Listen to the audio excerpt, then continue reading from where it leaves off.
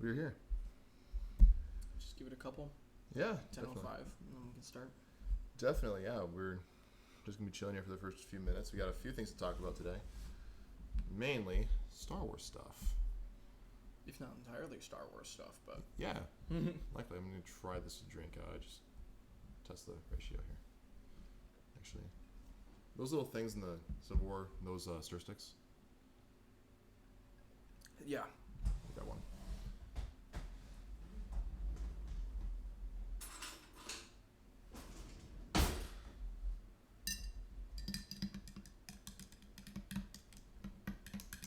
There we go.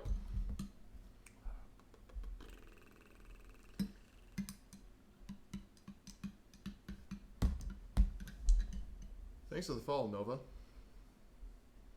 Much appreciated. I don't know if you followed. Looks like you hit the follow button just before stream started. Very much appreciate it.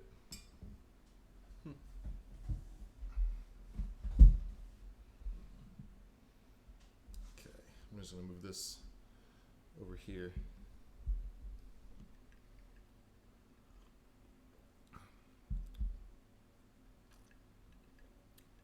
It's okay.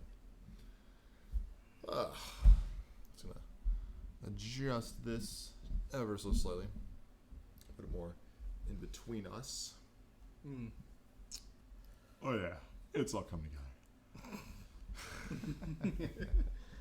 You weren't expecting a little crown cameo, weren't you? Oh yeah. With you, Kevin, I'm always expecting a Kronk cameo. What do you mean? It's always Kronk. You gotta always expect Kronk. Show up every now. Oh yeah.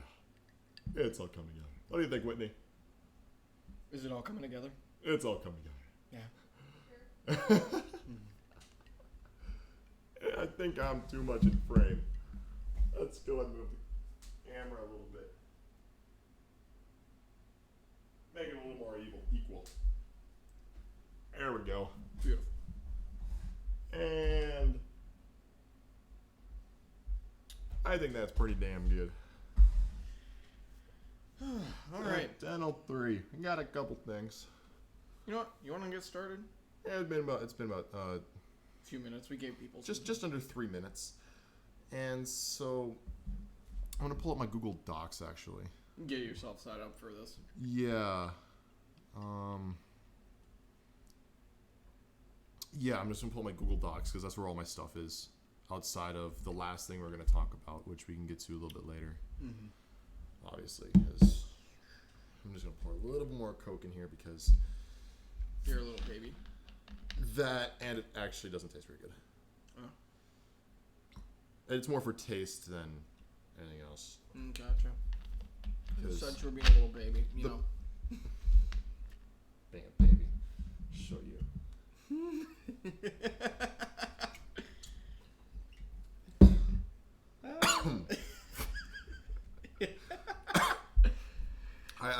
I took a shot earlier today, just fine, no issue. That time. It's because it always happens when you're on stream. You know. When you're in front of people, you can't do. Except I wasn't in front of people. I was in front of you. Okay.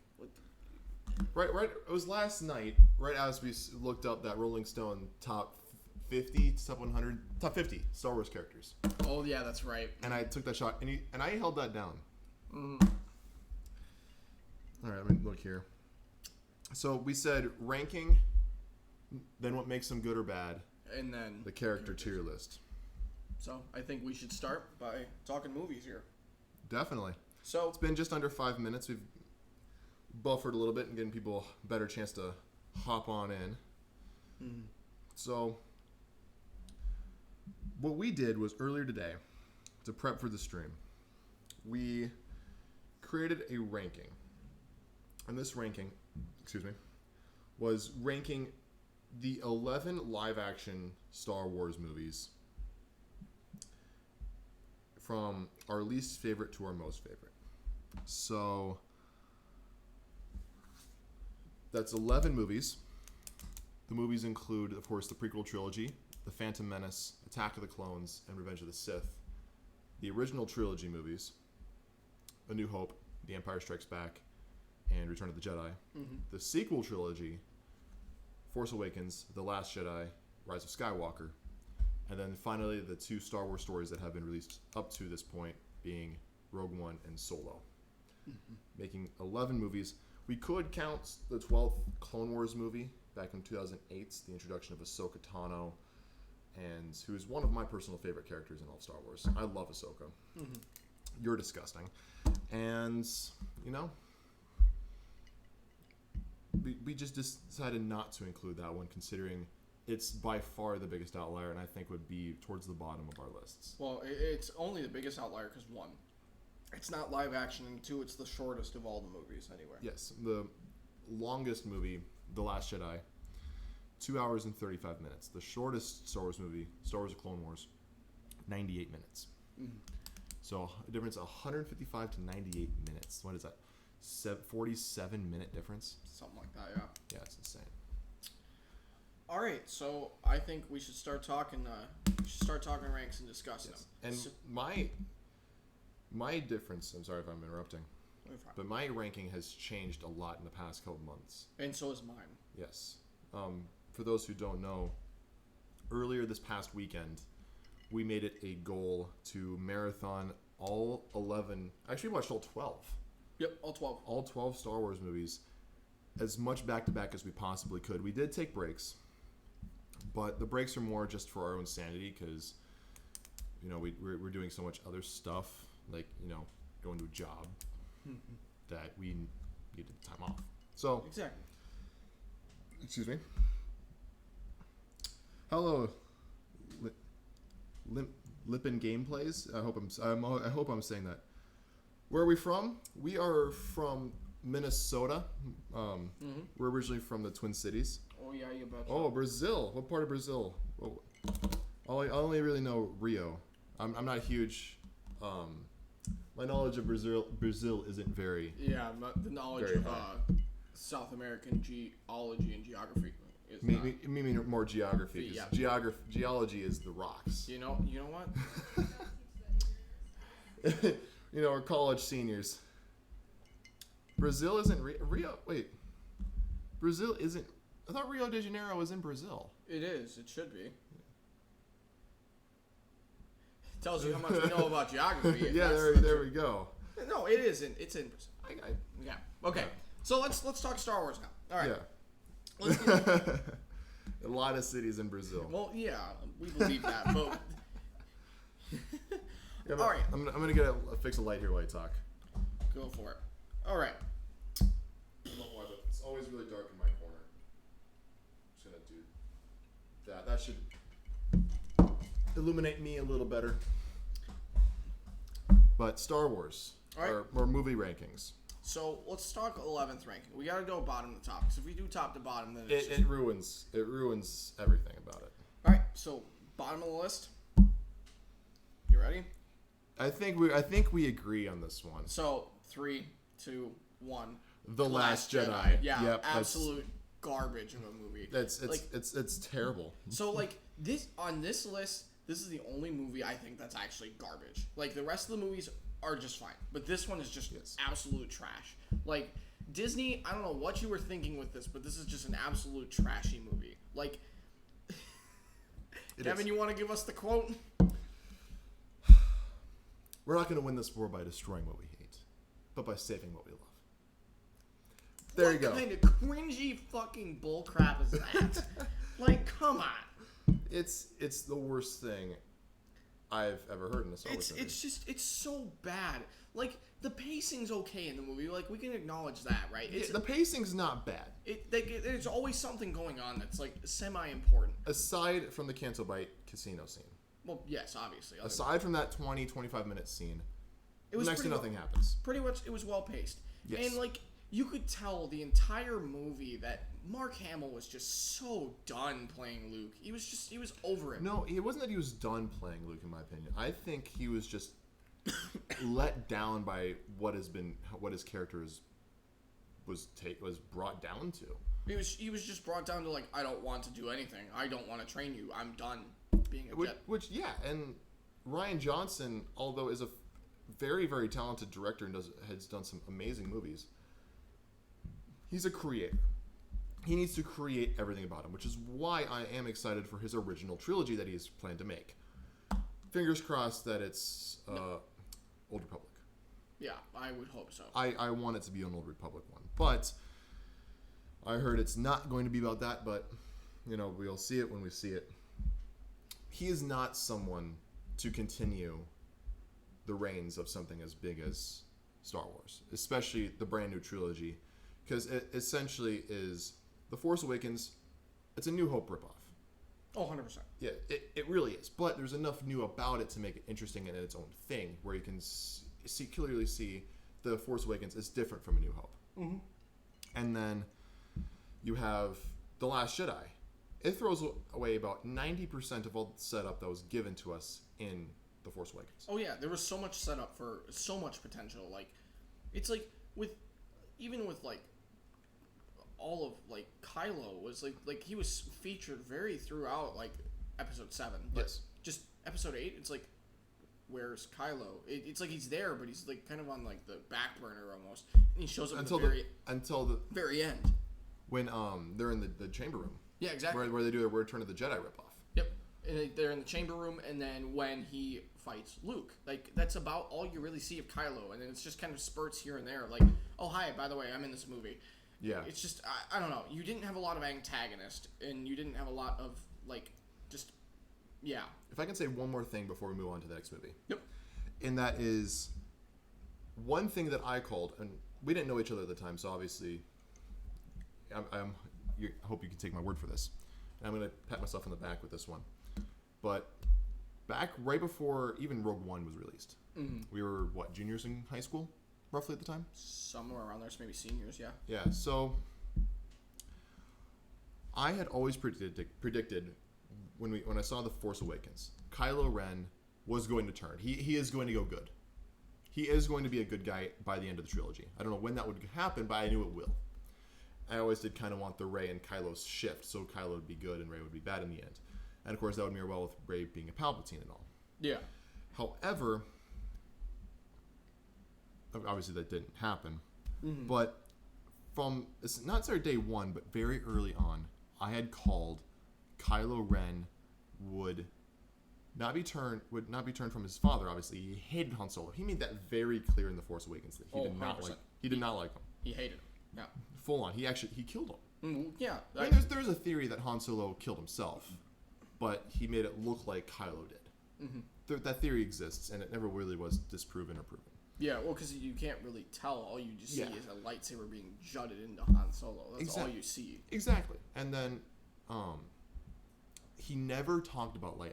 So my theory was, at the time, is that he was going to be turned by Leia. And this was even more confirmed from the trailer for The Last Jedi, where it made it look like he was hesitating to pull the trigger to kill Leia. Yeah. Where he was. In that scene in his TIE Interceptor. Yeah. Thanks to the follow, Destel Nova. Much appreciated. Anyway, along with this, we have him turning in the Rise of Skywalker by Leia, getting in contact with him and playing an old memory of him with Han Solo. Yeah. It was honestly one of the best parts about the Rise of Skywalker, and I'm a fan of that movie. Yeah. I really enjoyed it. So that's one thing I want to point out is that, pat my back, humble brag, I had that theory. Oh, you got another. Oh yeah, thank you, Aaron Zhao. Please correct me if I pronounce that incorrectly, Aaron Zhao. But anyway, let's move on to the next movie, and I feel like I might actually change my list. Just on the spot. Well, ever so slightly. I definitely have mine in my place, so. I am going to change mine up. Just a little. These next three are very close. Okay, so. These next three can be fairly interchangeable. I think we need to, talk different now, because I know we have the same opinion about the last movie. But after this, we're all different in this. Yes, exactly. So, episode 10. We'll start with you. Okay. Well, not episode 10. There's no 10th place, Jesus. Yeah, so what I had originally is not what I'm changing it on the spot from what I even made earlier today. Okay. And this again, these next three in my, so number 10 through number 8 are pretty interchangeable. They're very interchangeable for me in the moment right now. So yeah. when we get to 8, just know that this could have been my 11. Exactly. I'm not my 11, but this could have been my 10. This could have been my 9. Yeah. But for 8 right now, I'm changing my list. I'm putting Attack of the Clones. So number 10. Number 10 is Attack of the Clones for me. And also the same. Oh, really? Yes, exactly. Okay, so we had the same opinion for this one. Yeah. So okay. And it's like with Attack of the Clones, I think it's so poorly paced. It's so slow. It's still a great movie. I mean, you have a great ending scene, and it's just, I don't know, it starts really slow. Like, there's nothing really to grab onto. It's just kind of blah. Well, sorry to interrupt, but thank you, Abby. Glad you think so highly of us. that makes one of us 3. God damn it. That's another drink. Oh yeah. Okay. Not a drinking game, just an alcoholic. All right. But yeah, sorry to interrupt. I had to get the joke out. But yeah, slowly paced, just not fun. Right. I don't know. Like towards the end, it's fine, and it's like it shows like it makes up for all the action that was not in the intro in the beginning. Right. It just makes up for it. Because I mean, it's like you have a chase scene, you have you have an assassination. Yeah. It's just it's all there, but it's just poorly paced. Yes. Like there should have been a lot more fighting. Like a touch, not much more, just a touch. I'd say the fighting needed to be right. I mean, there was fighting here, but it wasn't. You don't see it. Yeah, exactly. And that is the scene where Padme and Anakin are on Tatooine, and they're revisiting Anakin's family, and they try their best to convolutedly explain why Anakin is related to the Lars family. I'm hopping off screen just for a second. Keep talking.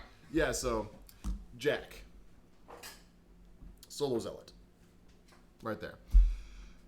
So, like, the main reason that scene was so off to me, and why do they try to explain Owen Lars is related to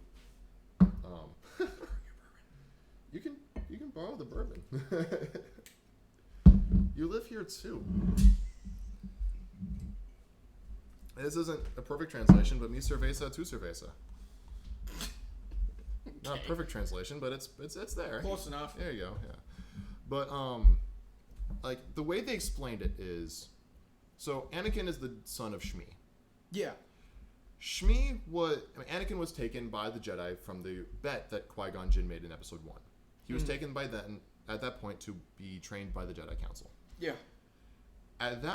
In this off time in between Episodes 1 and 2, Shmi was purchased by Owen Lars' father. I forget his name, but Owen Lars' father purchased Shmi Skywalker, freed her, and then they fell in love, I guess, and they got married.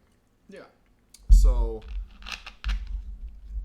after that, there was like a step-brother relationship where Owen was the son of course, his father and the widower father and the dead mother, who's then the father just remarries into Shmi, which makes Anakin and Owen, if I remember correctly, if I have all this correct, stepbrothers, which makes Owen to Luke a familial uncle. Yeah. Which is so convoluted. I'm surprised I remember this myself. Yeah, it's just kind of like, all over the place with it. But like, and they didn't have to do that. No, they didn't.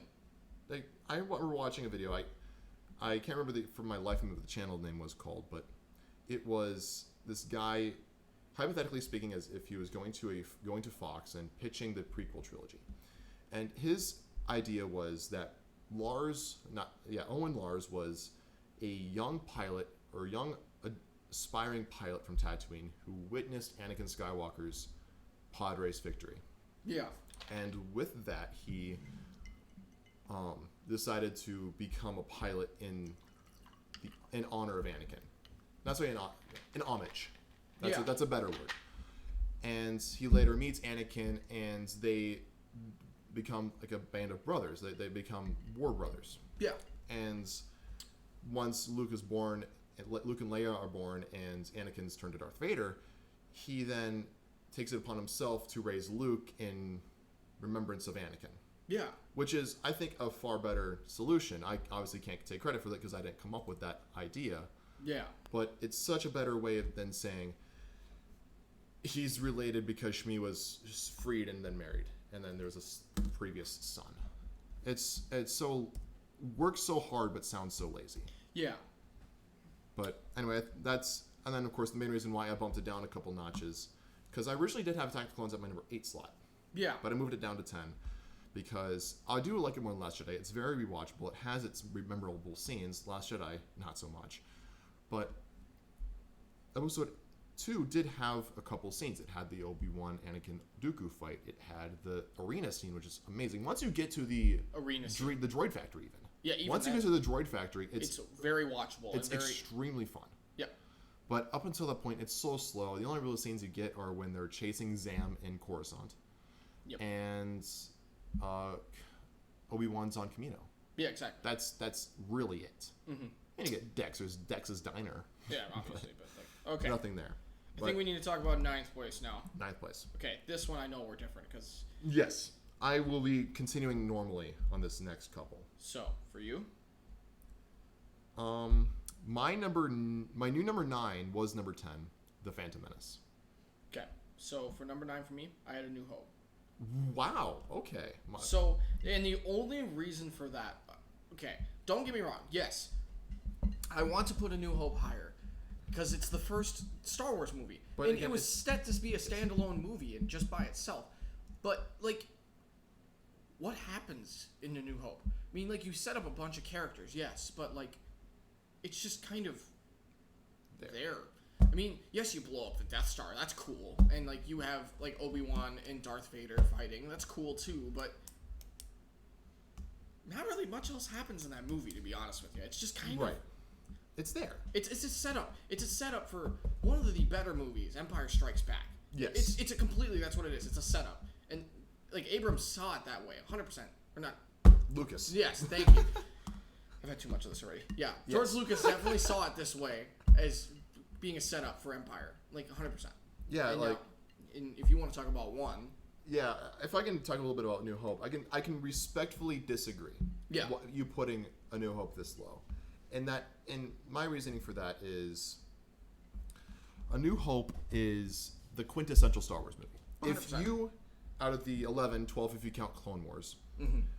Out of those movies, if you say that you have one movie to show, you can only show one of the 12 or one of the 11, just whatever mindset you have about Clone Wars counting or not. If you can only show one movie to someone who's never even heard of Star Wars before, which one do you show? Most people would say 4. Yes, A New Hope. You show A New Hope. That's what you start with. Yes, it is what you start with. And I get that. So. It's the most quintessential Star Wars movie. It's the first one that was released. It is the most isolated. Mm-hmm. It's not meant to carry on into another movie, and that is amazing, and it works very well for it. But it also hinders it in comparison to the other movies. Basically, what I'm trying to say is, A New Hope walked so the other 10 could run. Yeah. Except for Attack of the Clones and The Last Jedi. No, we do not count those movies. No, I count Attack of the Clones. Okay, Attack of the Last Jedi, nothing happens. Okay, Last Jedi, that movie doesn't exist. The Last Jedi is a parenthesis in the entire thing. Exactly. It's a lot. It's full of information that is very helpful, but you can honestly probably go The Force Awakens into The Rise of Skywalker just fine. One thing I do want to mention, though, going back to Last Jedi. Yeah. Fun fact for all of you out there. Rey and Poe do not meet until the very end of The Last Jedi. Mm-hmm. The main trio for the sequel trilogy, Rey, Finn, and Poe, do not meet for 2/3. They're not all together for 2/3 of the entire trilogy. Yep. For the first 2 movies, full 2 movies, because they don't meet until the last scene. Mm-hmm. There is no 3 of them together. And what is the best part of the sequel trilogy? The first half of The Rise of Skywalker, when all 3 of them are together on the quest to find... what was it? They're trying to find the coordinates to the Wayfinder. Yep. The Sith holocron to take them to Exegol. Yep. That's the best part of the sequel trilogy, and it involves all 3 of them together. Exactly. Disney, fix your shit. So. All right, so you want to talk about Phantom Menace a little bit? Why you picked that for 9? Phantom Menace, to me, I've always said has the number may be incorrect. The number may be wrong, but I've always said 5 rewatchable parts of that movie. Mm-hmm. The 5 rewatchable parts are 2 characters that are solely in this movie live action, aside from a cameo and a name drop. Qui-Gon Jinn, and Darth Maul. Qui-Gon Jinn has a name drop in episode 3 by Obi-Wan, shortly before the end of the movie, and Obi-Wan takes Luke to Tatooine. And Maul has a small cameo in Solo. Outside of that, they have Qui-Gon has a short cameo in the Clone Wars as a Force Ghost, while Darth Maul, of course, has pretty much his entire arc in the Clone Wars. There's also the Duel of the Fates. By far, hands down, the greatest part of the soundtrack of all of Star Wars ever made. John Williams is a genius. 100%. Like that's what made Episode 1. That whole scene between Maul, Qui-Gon, and Obi-Wan, that whole fight scene, is perfectly made, and there is a great explanation. I can't explain it perfectly myself, so I highly recommend after this stream, some point, going and watching Dave Filoni explain why Duel of the Fates is one of the key pivotal moments in all of Star Wars.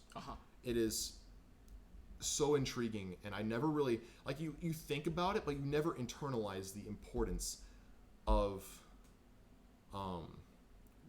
that fight between, especially when Obi-Wan is behind the portal, not portal, but behind the force field. Yeah. And Qui-Gon and Darth Maul are in that one-on-one face-off in that final scene. Yep. That scene is apparently one of the most pivotal moments, and I fully 100% agree with it. Yep. Now, there are a couple other things, mainly that fight and the pod racing. Yeah. Those parts make the movie. Yep. Everything else is shit. The Sebulba scene is shit. The Gungans are passable at best. Mm-hmm. I respect the species. I think they're very creative. The way they speak is extremely annoying. And I haven't yet to mention Jar Jar. Don't even talk about Jar Jar. That's all I'm going to say. So, episode 1, I can rewatch it. It is very good. For the longest time, I said Phantom Menace is worse than Attack of the Clones. Now, as I'm getting older and I'm looking at these movies, and we just rewatched them just a few days ago, mm-hmm. I had more fun watching Phantom Menace than I did Attack of the Clones. Mm-hmm. As did I. Yes. So, now I think we need to talk our 8th slot. Yes. Do you want me to start this time? You start this time. So, in the 8th slot, I had Phantom Menace. Okay. We agree fairly much on this one. Yeah. I assume. And then for you, how about that? I had The Force Awakens. You had The Force Awakens. Okay. I had The Force Awakens at number 8. Okay. Which originally was at number 9. Yeah. Before I switched Attack of the Clones. So yeah. So the reason why I have Phantom Menace higher than A New Hope. So Phantom Menace it's about as paced equally to The New Hope they're about equal in pacing. Yes. They're pretty slow at best. Like we were discussing this, and then I sort of kind of gave in and agreed with you because it's like it is really slow pacing. You have the opening scene of Phantom Menace, and it's like it starts off pretty quickly, fast paced, mm-hmm. and then once they get down to the planet, it's just like, okay, what's gonna happen? And it doesn't really ever happen until you get to pod racing. Right. So, and once you get back to pod racing, then it's a fantastic movie. Right. Once you get to that pod racing scene and you get past, and you get past Anakin doing all those tests in the Jedi Council. Yep, and it's 100% it's a great movie. Yes. Like no doubt. Like there's some fantastic scenes, Duel of Fates, as we mentioned. It's just all around. After that, it's a good movie.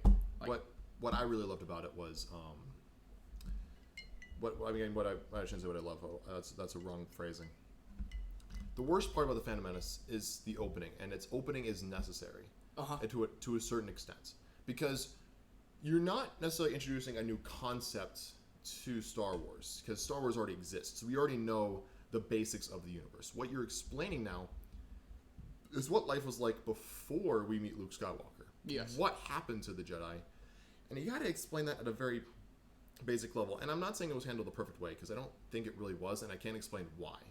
But the Qui-Gon and Obi-Wan going off, doing the routine checks and whatnot, it's done well enough.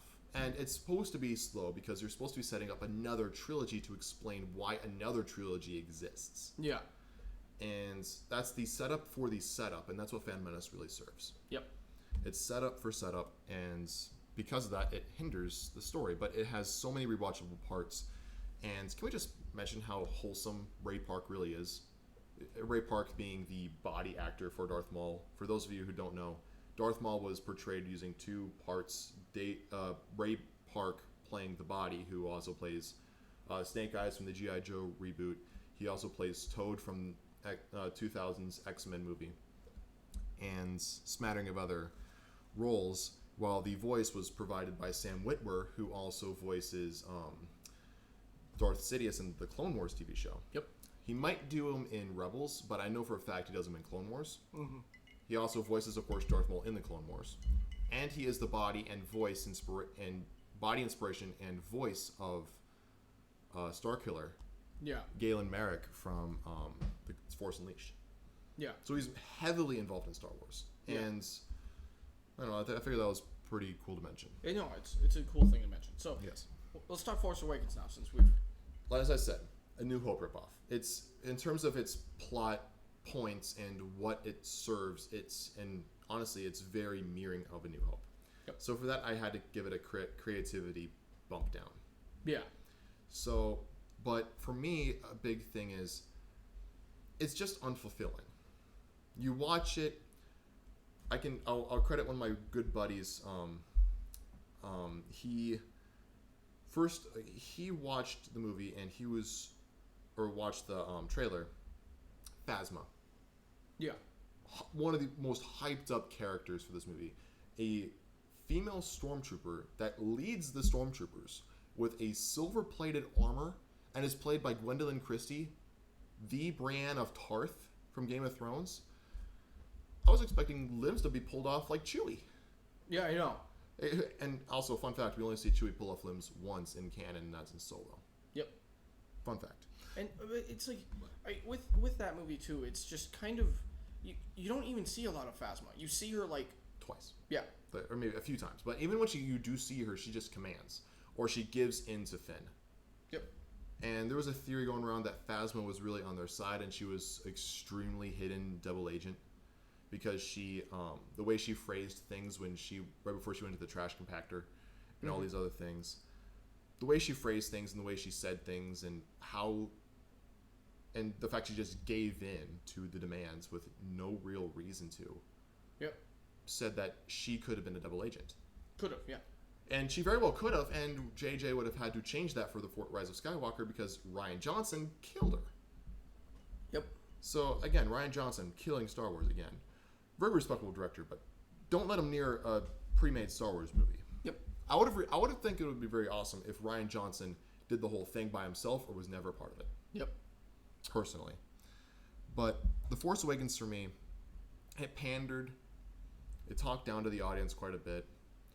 Rey being as powerful as she was right off the bat with zero training. I have no problem with Rey as a character in terms of what she represents. Yeah. Zero problem. I am all for it. And in fact, I actually, for the sequel trilogy, I actually do very much enjoy a female lead. Because we never had a female lead. Not in Star Wars, no. No, it's always been a guy. It's been Luke Skywalker, it's been Anakin Skywalker, you even had Obi-Wan and Han Solo. And then you can always, it's very, very debatable that Leia and Padme were tertiary characters. They were. Without even argument, they are tertiary characters. Like Leia is important, yes. She is a general. Yes, she's a general, but she is always on the side. Like, everyone's like, oh, Luke, oh, Han. And then you go to the prequels, and it's like... Padme is literally a love interest senator. Yeah, exactly. And a lot of her emotions barely get passed. She just sits there in those meetings. Mm-hmm. Padme was a tertiary character to Obi-Wan and Anakin. But honestly, I don't think you could have been anything more than a tertiary character to Obi-Wan and Anakin because Anakin was the main character by plot, and Ewan McGregor was amazing as Obi-Wan Kenobi. Yeah, and that's no knock to Natalie Portman. She did a phenomenal job. But in terms of the writing standpoint, Padme was put to the side. It's like the prequel directors didn't acknowledge that Padme was a thing. And it didn't... It's like it took all the way really until like part of the way into episode 2 to like really acknowledge the love interest. And if I can... Sorry, I'm cutting you off again. But can we agree, and you can disagree if you truly believe differently, Padme's best scene in terms of being badass and her, not so her, Natalie Portman's best acting, but her most important scene was Attack of the Clones when she was in the firefight. Oh, 100%. Yes. Like, without a doubt. Like, the only other debatable scene that's of importance, there's two other ones that I would debate. And that's the very end of Revenge. And she's talking to Anakin? Yeah, when she's talking to Anakin and giving birth to Luke and Leia. And Phantom Menace. Like... Yeah, she's very important in Phantom Menace. Like, it's just like, she's on the side, and then it's like, hi, by the way, I'm Queen. It's just... Yeah. George Lucas loves his reveals. Exactly. Because he's worse than M. Night Shyamalan to an extent. All right, do you want to go to number 7? Yes. Okay. I forget what I put for number 7. Okay, I see it now. Okay. Number 7, I'll let you do that this time. Number 7, I had A New Hope. Okay, and this one I had Force Awakens. And I'll let you talk, because for A New Hope, I essentially said the exact same thing, except I gave A New Hope the ever so slightest bump because it was the first movie, and it is the most quintessential Star Wars movie. Oh, yeah. But other than that, you explained everything why I would rank The Force Awakens. A New Hope. When you talked about A New Hope, you talked the exact same points that I said. I feel like it deserved a slight bump because it was the first quintessential movie. And yes, it is Star Wars. So I deserved it. Get that extra couple points. You know, so my 7th slot be The Force Awakens. You know, Ben Swallow, my dude. No, that's not why I put it there. But you know, you gotta acknowledge the memes when you can. But Ben fucking Swallow. Do you want to mention Qui-Gon Jinn? Qui-Gon Jinn. Yep. Or Chancellor Palpatine? Palpatine, yeah. Yes. Yeah. No. No, but Force Awakens I thought was overall a good movie. Like, yes, we're getting to the point where all these are starting to get really hard to rank. Like, yes, they're all good movies at this point. For me, it was actually more difficult to get the middle of the list. This, where we are right now. Yeah, where we are, this was the most difficult for me as well. Yeah. Like, we have our favorites. We have our set in stone favorites. We have our set in stone least favorites. Yep. This middle, these ones flip and flop all the time. Like, exactly. From 10 to about 4 will flip pretty frequently for me. Yeah, our top threes are pretty set. Yep, top threes will always be pretty set. Bottom threes are pretty set. Actually, I did flip around my 3 spot, so it'll get interesting in a minute. So, Force Awakens, I enjoyed all the character development that was introduced. Like, there was no bad character introduced in this new movie. Like, everyone loves Rey and Finn and Poe. Like, they're all good characters. This is a good trio. Even acknowledging that they finally put a tertiary character as a male, like Poe. Like, we can acknowledge that Poe is pretty much a tertiary character in this movie. Yes. He might not be as beloved as a tertiary character, but he is the tertiary character. At least in this movie. Like, when you get to, episode 8, he's definitely the secondary character. And Finn kind of takes the back seat for that one. Yes. But with episode 7, it's like, everyone enjoys all the characters. Like, they set them up really well. Yes. And, aside from Rey in terms of her development, yeah, they were set up very. Same with Finn. I think even Poe was very stagnant in his development. Yeah, the development for those characters doesn't hit until later. Yes. But they did a good job introducing it. Now, Kylo honestly, I'm worried Adam Driver's back is broken from carrying. Yeah, I know he carries the sequels, no doubt about it. Adam Driver. He did a phenomenal job playing God Kylo. of a man. He did such a phenomenal job. This, it's like, I don't know what his acting career was like before this, but that put him on the map. I'm not gay. I date Adam Driver. Oh, 100%. Yeah. But it was good development. I mean, you have good characters all around, and it's like, I will acknowledge the horribleness of, hi, I'm Rey, and I have all these magical abilities. But there's a point to it, too, where we were talking about when you get to the prequels that there was someone that was going to bring balance to the Force, and everyone thought it was going to be Anakin, and then it's like, oh, just kidding, I'm going to the dark side, and then everyone thought it was going to be Luke, and then he disappeared, and now I'm thinking, maybe it's Rey. Who knows, though? Because you can't really tell who's going to bring balance to the Force. I always go by what George Lucas said, and that was, he always referred to Anakin as the chosen one. Yeah. So to me, it's always Anakin, because when you think about it, of course, there are other Jedi, but there's, of course, always other Sith in the background. When you look at the Revenge of the Sith and what it did in terms of the ending, and a lot of people on the internet talk about this. Anakin killed all the Jedi. The Jedi outnumbered the Sith by a ton. If we exclude background characters, which I'm assuming, there are a bunch of Jedi that did survive Order 66. For 2 examples, you have Kanan Jarrus and Ahsoka Tano. Yep. But we can always infer that there are other Sith. Like, Snoke even admitted, although he was later changed to be controlled by Palpatine, but Snoke admitted that he had witnessed the rise and fall of the Republic and the Empire. Meaning, he was alive during the time where Anakin in Order 66. Meaning that there was another Sith alive. Yep. So you can always infer that there were other Sith to counteract the Jedi. Now, if we exclude everything there, all those background people and background characters, and focus on just what the movie shows, how many Jedi were left? Yoda and Obi-Wan. How many Sith were alive? Palpatine and Darth Vader. 2-on-2, perfectly balanced. Anakin fulfilled the prophecy. The prophecy never says, and everyone lived happily ever after. Yeah. That is a fair point. And, I will acknowledge that. But I don't know. Overall, it's a good movie. I mean, like, I will say I was, like, semi-disappointed and impressed with the final scenes of Force Awakens. Like, it's like, Kylo, like, come on, you're going to let Rey kick your butt that isn't a formally trained Jedi yet? Like, come on. Yeah. Like, I thought that was kind of dumb writing. I felt like it shouldn't have been Kylo getting injured. It should have been Rey. Simp. Sorry. What are you simping? Adam Driver letting Rey win. That. Or not Adam Driver. Kylo Ren letting Rey win. Now, before we continue, this comment has been sitting here for a little while. We haven't mentioned it. Marshall versus Lacazette, Asim 998. I'll be honest. I have little to no idea what you're talking about. What we're planning on. Really, I'd love for you to explain it. Maybe we can talk about it in a later stream. As for right now, we're talking about Star Wars, and we're going to be going. Right now, we're just talking through our rankings. We're going to also talk about what makes a good versus bad Star Wars movie, using these as a sort of guideline. Yeah, a good guideline. And then lastly, depending on time, we will go over a tier list that we've made earlier today about each and every Star Wars character, or at least each and every Star Wars character that we had the knowledge to talk about. All right, let's talk rank 6. Yes, I forgot, and I see which this one is. Yeah. All right. I might change this one. Let me see this. Go for it. I'll let you.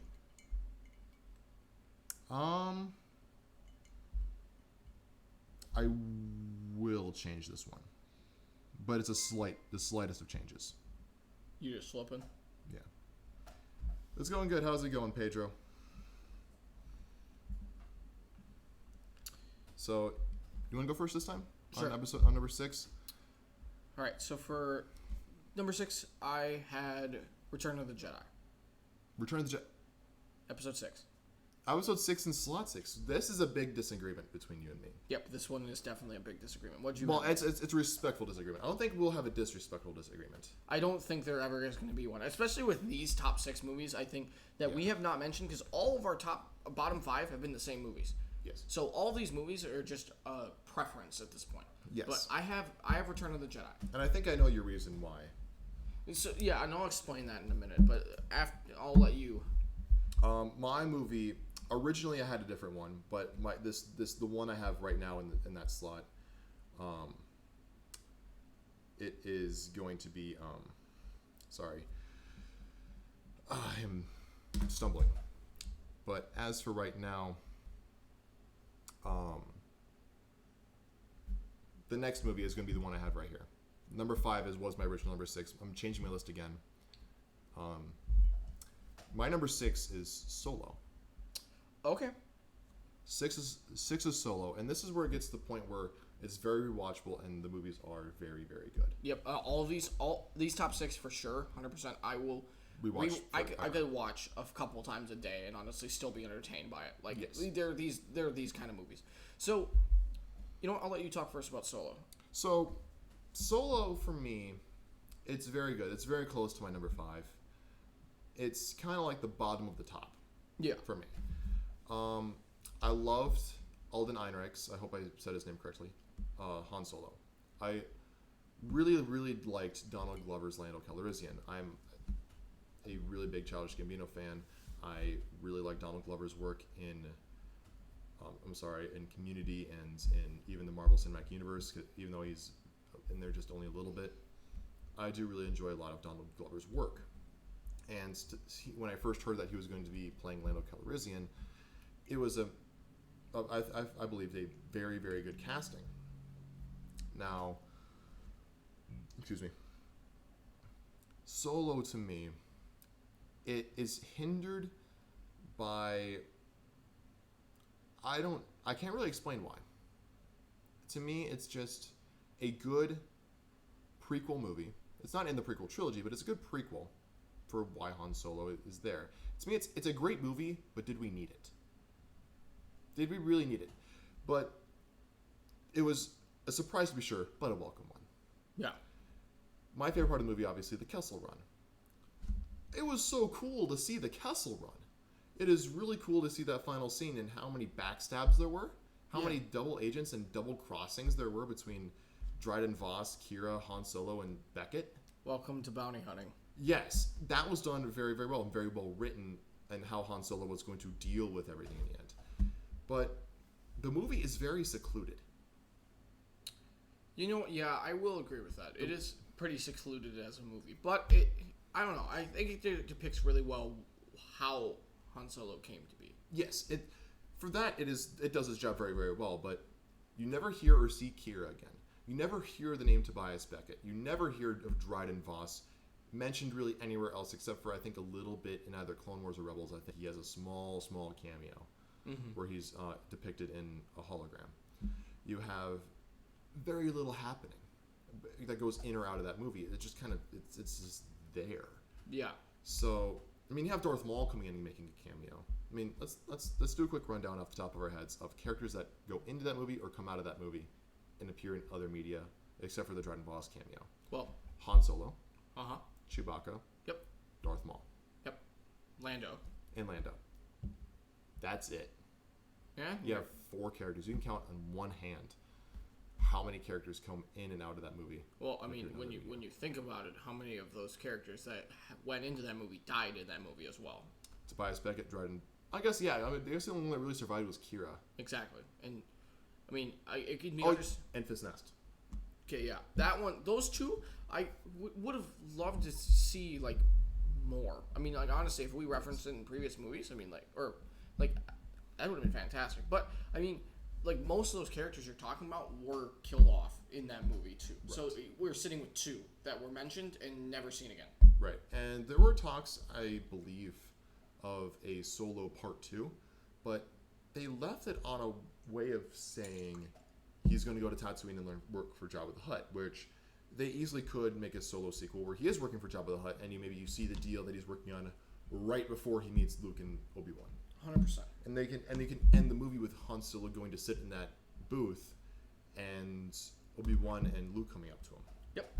You could easily end it with that, and you can maybe have Ewan McGregor pull on a, older styled Alec Guinness look while having Sebastian Stan pull out a Mark Hamill.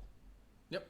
That could easily work. I just came with that on the spot, and I'd go watch it. Yep. Seeing Alden Ehrenreich, Ewan McGregor, and Sebastian Stan play Han Solo, Obi-Wan Kenobi, and Luke Skywalker.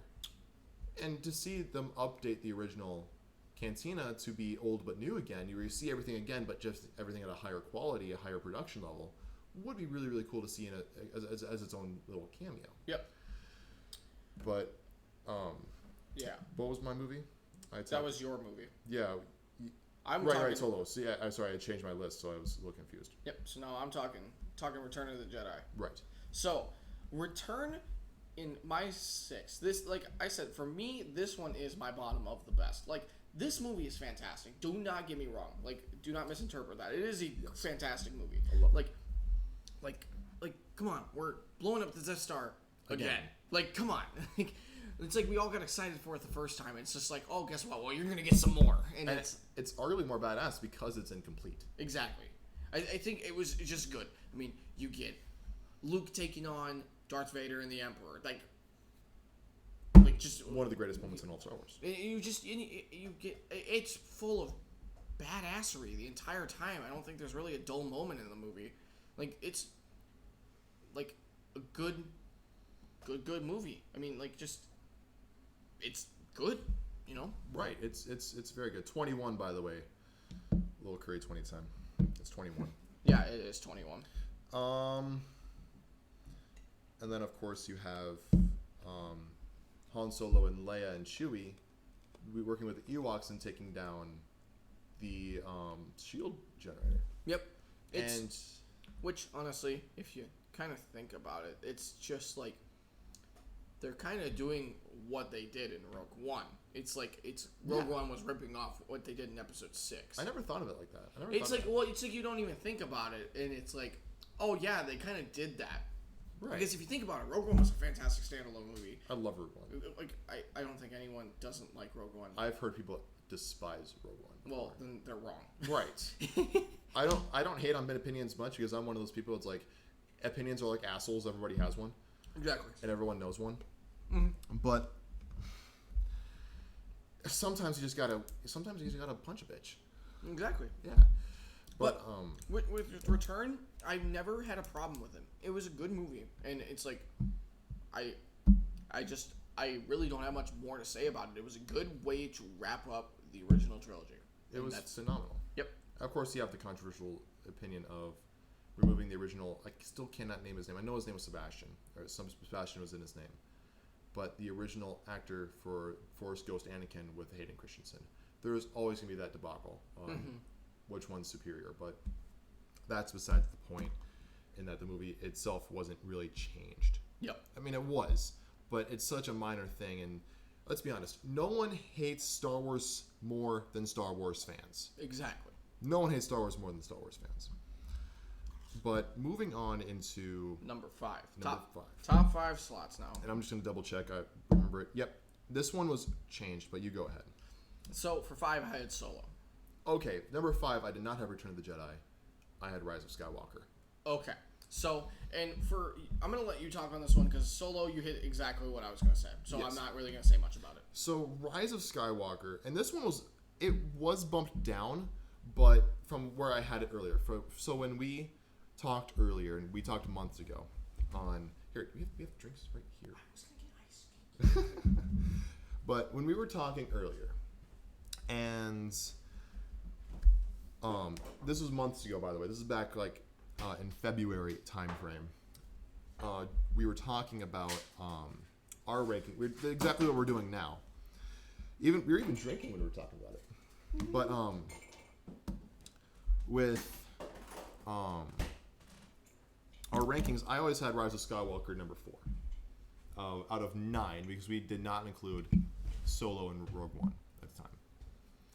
But having it number 5, including Solo and Rogue One, which by process of elimination you can now tell that Rogue One is to me above Rise of Skywalker by process of elimination. But it was mainly when we rewatched it, and we rewatched it with a good buddy of ours. His name is Jonah. And with Jonah, he made some very good points. And he had never seen the movie before. After watching The Last Jedi, which I went to go see Last Jedi for the first time with him. We both went to go see it for the first time together. And we both absolutely despised it. It was terrible. And for the longest time, he said because of The Last Jedi, he will never watch Rise of Skywalker. He will never do it. And I always question that because, to me, why would you end the series on that extremely terrible, cheesy line that Rose gives? The worst character in all of Star Wars. And you would... Yes, the worst character in all of Star Wars. Rose... No, the actress does a great job. And the actress is very talented. The character Rose. Kelly Marie Tran does an amazing job and does amazing with what she was given. The writers need to fire themselves and move on and go work for DreamWorks or something. Exactly. This is Star Wars we're talking here. This is some manly shit, all right? I'm about to get drunk. All right. So, again, it's not a drinking game. It's alcoholism.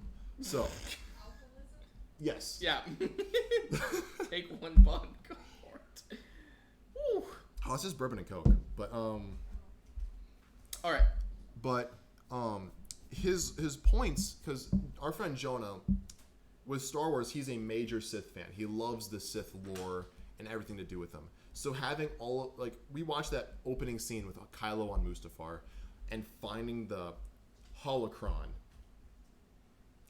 And I think he immediately just, for lack of, I shouldn't say there is no lack of better words, but for lack of me wanting to say this word, just nutted.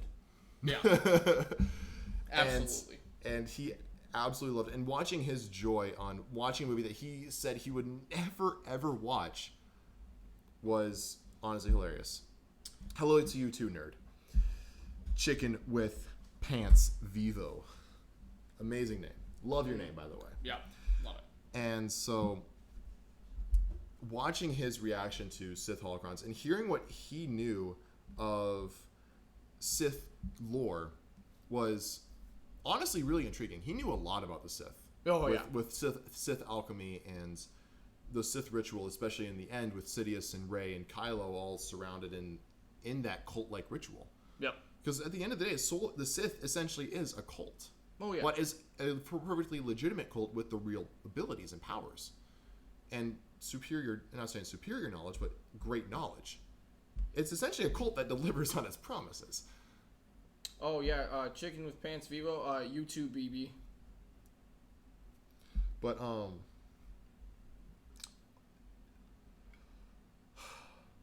The Rise of Skywalker, I put so high because everything else focuses on the Jedi, especially Disney stuff. Especially Disney focuses on the Jedi aspect. Mm-hmm. To have them take a step back and go so deep into Sith lore, we never really seen that before, aside from the tragedy of Darth Plagueis the Wise. Yeah. Which, it's not a story the Jedi would tell you, by the way.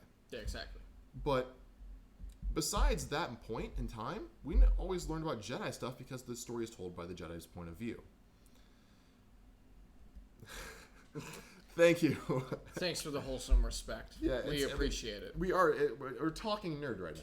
Yeah, that's the name of this podcast stream. We're talking nerd here, right? Exactly. For the longest time I tried to hide my nerd, but I wouldn't really talk about it a whole lot because for the longest time I was an athlete, and athletes aren't nerds very often. So a lot of the time I love Star Trek too. Okay. All right. I'm sorry. That was just funny. All right. I think we need to move on to slot 4, don't you think? Yeah. Yes. And this is where it's going to be fairly difficult. Now, this one, and I will say it for very similar reasons. I will go first on this one, and that's because at number 4, changed to my original list that I told you months ago. 4, I have Return of the Jedi for the same reasons you said it. And then I have Rise of Skywalker here. So we are very similar. I am shocked how similar we are in our opinion. So yeah, because we didn't talk to each other about this. No, we sat at our computer, albeit next to each other, but sat at our computers and typed these out separately. And the fact that they're so similar, everything's within like one slide of each other except for a couple movies. Yep, they're very similar. So episode 9, I'm gonna touch on a couple more things. So I have this here because, like, it's like J.J. Abrams had to recover so hard from the mess that was episode 8. It's so hard. Like, he did a phenomenal job of recovering from what garbage was. I always said it. The Force Awakens, scrap that. Fuck you, Ry Johnson. Yep. How does Jonah say it? Riri Johnson? Yeah, Ree Johnson. I think it was just Ree Johnson. Yeah, exactly. Johnson. Exactly. And J.J. Abrams had to recover from that. Yeah. And it's like he did by far the best job I think he could have done recovering from that. All without rebooting. Without rebooting any of the sequel. He just went with it. He basically did the same thing that happened in episode 8. He's just like, you see this here? Fuck that. Right. And he just went on his own thing. I cannot watch the sequel trilogy one after the other like I can watch the originals or the prequels. Yep. For me, it's going to be more of, I hate myself. I'll watch The Last Jedi. You know what? I'm feeling hopeful. I'll watch The Force Awakens. You know what? I actually kind of want to watch a decent movie. Let's watch The Rise of Skywalker. So it's like, yeah, exactly. So Rise of Skywalker for me just was phenomenal, and just it was so good. Like you're talking pretty consistent action throughout most of the movie. There's always something going on, and it's set up for by far one of the best endings to a movie. Like I would say, arguably, except for we talked about it a little bit. I think I know what you're about to talk about. Yeah, it's like except for like a couple endings where the bad guys win. Where we're a couple episodes, like episode 3 and essentially episode 5, like, which we'll talk about later with what makes a Star Wars movie good versus bad. But you talk about that, and it's like you're setting it up like it's probably one of the best endings that a good guy wins. Right. Like one of the best, and it's just you have some back and forth. Like I mean, when you see the Emperor just like, by the way, I'm sucking the life force out of you, and I'm shooting lightning to the sky. Oh yeah, and Kylo, yeah. Oh, I'm sorry, Ben, yeah. You're gone. Yeah, it's like you really realize how powerful the Sith actually are. Obviously, I believe there is a bit of power creep syndrome coming on here with the Rise of Skywalker, but just seeing the Force lightning, Palpatine's signature power, being unleashed on the Resistance fleet, all of it, like the entire fleet falls, except for probably the Millennium Falcon. Mm-hmm. Just. Not questioning the Star Wars argument. No, it's not, we're never gonna argue about Star Wars. We're not. We're both. This is we were both going to this expecting an argument to an extent, but we've been pretty much agreeing at this point. Like the most disrespectfully disagreeing or respectfully disagreeing was over Return of the Jedi, which we both acknowledged are within like about the middle. Right. Like it's, which I have at my 4 slot. But I have it at my 6, and it's not too far off. I think that's the furthest off movie we've had so far. You're right. We went into this expecting an argument and came out with a discussion. Exactly. And like I don't know. I think it's just been Yeah, exactly. That's exactly what this is. What this is two friends sitting down and talking Star Wars because we just marathoned the whole series. Yeah, and I think it's like we've watched sitting in basically 2 sittings just was like. It was a lot, and I want to break it down because now I'm like I have completely different opinions. Like for those of you that want to know, and I feel ashamed for having this. Like normally, if you count not counting Rogue One and Solo, I had Phantom Menace in the middle at 5. I had Phantom Menace second worst. I moved it to third worst, and moved Attack of the Clones from just above that to below that. I mean, The Last Jedi didn't move whatsoever. That will never move. No, it won't. And to me, when we get to my number 1 slot, my number 2 never moved. Numbers 1 and 2 for me have never budged, and I don't think they ever will. So we'll get to numbers 1 and 2. So I'm kind of done with mine. So let's talk 3. Right. Number 3. I remember. I now have the rest of my list memorized. I'm not going to be switching back and forth. Yep. So for you, for me, my number 3 is Rogue One. Hey, guess what? Same here. Oh, hey, there we go. Rogue One. I think we can talk about this at the same time and throw back and forth. Because we have the exact same slot, which means we have our numbers 1 and 2, albeit I will likely guess are flip-flopped, but they're the same movies. Exactly. Right. So I think we should talk here. So Rogue One to me did a fantastic job at depicting what was happening on Scarif at the time, but right before A New Hope. Right. It gives essentially what the screenwriters did for Rogue One is that they took the first 2 minutes of A New Hope, read the title crawl, and put that to a screenplay. Exactly. Added characters, made them relatable, made them likable. Yeah. Killed them off in the end, and albeit people might say very creative ways, but if you pay attention, every character in Rogue One, all the main characters, Bodhi Rook, Baze, Chirrut, Jyn, Cassian, K2SO, and who else am I missing? I don't think anyone that's main. Right. Yeah, even Saw Gerrera to an extent. Yep. And Krennic. All of these characters essentially die because of an explosion. K2SO and Saw Gerrera are probably the 2 exceptions to an extent, because K2 was wounded by blaster fire.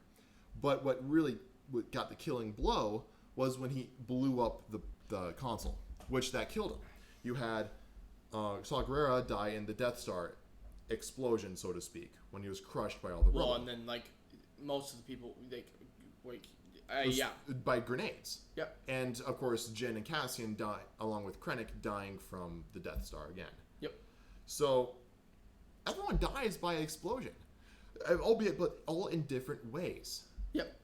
It's a way of using the same cause with a different method. You know what? And one thing that I remember watching this the first time, and for some reason I was intrigued, but I wasn't feeling it at first. But what really, really hooked me, and I think what hooked everyone at the end, who doesn't want to see Darth Maul being a complete fucking badass? I mean, yes, everyone loved Darth Maul, but I think Darth Maul was Darth dead. Vader. There you go. Vader. There's another one. Darth Vader. My apologies. Darth Vader. Who doesn't want to see him being a complete badass? He's just... No one. He's killing rebels left and fucking right. And, I love myself a good villain. If you have a good protagonist, great, but it won't be a good protagonist without a good antagonist. And Darth Vader was by far one of the best in the entire series. Darth Vader is one of the most iconic villains in fiction, period. Period. 100%. And if I can pitch in 2 cents on me when I pick out a comic book movie, you don't pick a specific... You pick a series for a hero, right? I want to watch a Batman movie. How many Batman movies are there? You have Batman Adam West. You have the 2 Michael Keaton Batman movies, Val Kilmer, George Clooney, the 3 with Bale, and then, of course, you have Batman v Superman and Justice League, although I highly just don't watch the last one until the Snyder Cut comes out. But you have 10, albeit I might be missing a couple, 10 live-action Batman movies, right, with multiple different actors. You have 10 to pick from. How many Two-Face movies are there? You have a little bit in The Dark Knight, and he's a main villain, albeit he's more Joker than Two-Face in Batman Forever. You have 2 movies that you can pick to watch a Two-Face villain. You pick the series for the hero. You pick the trilogy for Anakin, Obi-Wan, Padme, Luke, Leia, Han, or Rey Pin Foe. Yep. Rey Foe Pin. Take a drink. Rey, Finn, and Poe is what he's meaning. Yes. you pick the trilogy for those heroes, but I mean, obviously you have the same villain throughout, but the villain makes the story. What good is a hero if there's no obstacle? Kylo Ren is one of the most underappreciated villains in the sequel trilogy. Underrated villains in Star Wars. Darth Vader is the best villain in Star Wars. Darth Maul is the most underused in live action. You have all these villains that make the stories interesting. The heroes carry the stories, but it's really the villains that are the catalyst for them. Mm-hmm. I love that name. Everlasting Yi? Nice. Please tell me you have a friend along the lines of the name... Ha. Everlasting Ha. No, not Everlasting Ha. Has to be something along the lines of Realization Ha, like... finally, aha. Oh, good. Oh, thank you. Thanks for the donation. Thank you. If I can give a quick 30-second explanation of where the name Kensil came from, it was me playing an MMO where I was playing a roguelike character. And I want to say it was World of Warcraft, but I'm not 100% sure. And I wanted a new... tag at the time, where my tag at the time was Amatrol, which was my original World of Warcraft character. But it was too wordy for me. So I wanted a new name. So I thought rogues. What do rogues do? Well, they conceal. So I took the word conceal. C-O-N-C-E-A-L. I'm like, okay, well, how can I shorten this and make this more interesting? I took the C-E-A-L and made it just an C-I-L. Okay, that's more interesting. C-O-N-C-I-L. Already kind of works. Let me change it just a little bit more. I changed that second C into an S. Conceal. So it was really conceal. Mm-hmm. I then changed it just to get to the point to Kensil because it was just more interesting. It seemed more out there. Now, since then, I have realized that Kensil is a real name that people have as first and last. I didn't realize that at the time. And after I started using it, it became my gamer tag for mostly everything. People at the time, my name was, to me, it was Kensil, which makes no sense when you read it. Mm-hmm. But when people started saying Kensil, it really, I guess, ingrained in my head that it was, it sounded better like that. It was easier to say, which was what I was shooting for in the first place. So that's the quick 30, 45 second origin of the name Kensil and why it's that way. Now, if you want to know the Pegasus, I can talk about that when we have more time. All right. Number 2. Yes. Because I already know what yours is, and I think you already know what mine is. Yeah. So instead of just talking 2 and then 1, let's just get what our number 2 and number 1 are, and because since they are the two same movies, and explain why we have them so high, and a little bit of why one outranks the other. Okay. If we feel like we can explain that, so you go first. For me, I have Revenge of the Sith at number 2, which is what I thought you did, and I have Empire Strikes Back at number 1. Yep, and I respectfully disagree, where I have Empire Strikes Back at number 2, but Revenge of the Sith at number 1. But to me, it's almost like there's two number 1s. It's like I can't. It's so hard picking between these two movies because I've never flipped on these two movies, but they're both fantastic movies, and I can't really pick between the two because they're so good. Because I want to acknowledge that Episode 3 wrapped up the prequels fantastic. Exactly, like, it was perfect, and like the bad guys won. Both of these movies, out of all the movies, these are the only two movies, honestly, where the bad guys won. They truly won, yes. Yep, these are only two movies. Like, without a doubt. I don't think you can really pick out any other movie where the bad guys win. Can I point out one more flaw with The Last Jedi, just to dog on it just a little bit more? Yep. Who won? No one. Exactly. No one fucking won The Last Jedi. The Resistance left with their tails between their legs, and the First Order got nothing. No one won in that movie. Nah, it was Luke won. Luke died. Luke got to kind of send off the bird. Got to send off the bird to the Resistance. This is Star Wars version for fuck you. Exactly. Everyone knows that. That's the greatest part of the Last Jedi is Luke absolutely taunting Kylo. But so the reason I have number 3 where I have it, so the movie's fantastic. Like, I don't know, just very memeable on the side note. On a side note, but like, I think when we got to Episode 3, we got the best Anakin we could have gotten. Yes, a lot of people give him shit. A lot of people give Hayden Christensen shit. They always call actors with that monotone, stoic acting style Hayden Christensen syndrome because of his portrayal as Anakin Skywalker. Well, let's be honest here. What were you expecting? Anakin wasn't really in the original trilogy, so what was there to really go on? Nothing. No, it's like, I think Hayden Christensen did a phenomenal job. Like, you can't have Episode 3 without him. No. Like, what would it wouldn't exist? I mean, like, who's the face of Anakin in your eyes? Like, Hayden Christensen. Exactly. I mean, albeit he's the only face for Anakin Skywalker, but you also have Matt Lanter, who provided the voice for him in the Clone Wars and Rebels. Yep. And by the way, did have a small cameo in The Mandalorian as one of the rebel troopers on that space prison scene. Yeah, but 100% he did a fantastic job in this movie. Yes. And like, come on, hello there. Like, come on, hello there. Ewan McGregor also did a fantastic job. Ewan McGregor is a god amongst men. I just said I'm not gay, but I date Adam Driver. And same thing with Ewan McGregor. Ewan McGregor is a god amongst men. I am going to go off stream for about 5 seconds and grab a fan. I'm getting a little warm over here. Of course, you can turn the AC on, dude. Yeah. I could. Actually, yeah, I'm just going to turn the AC on. Why is the AC on? Why is the AC not on? What the ever-loving fuck? So, just ignore him for a minute. He's a little crabby. Never ignore me.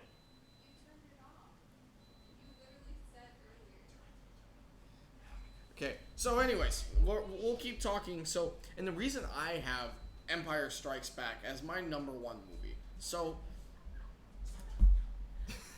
That stupid thing's not turning down. All right, whatever. Jesus Christ, yo. Do you have it on fan only?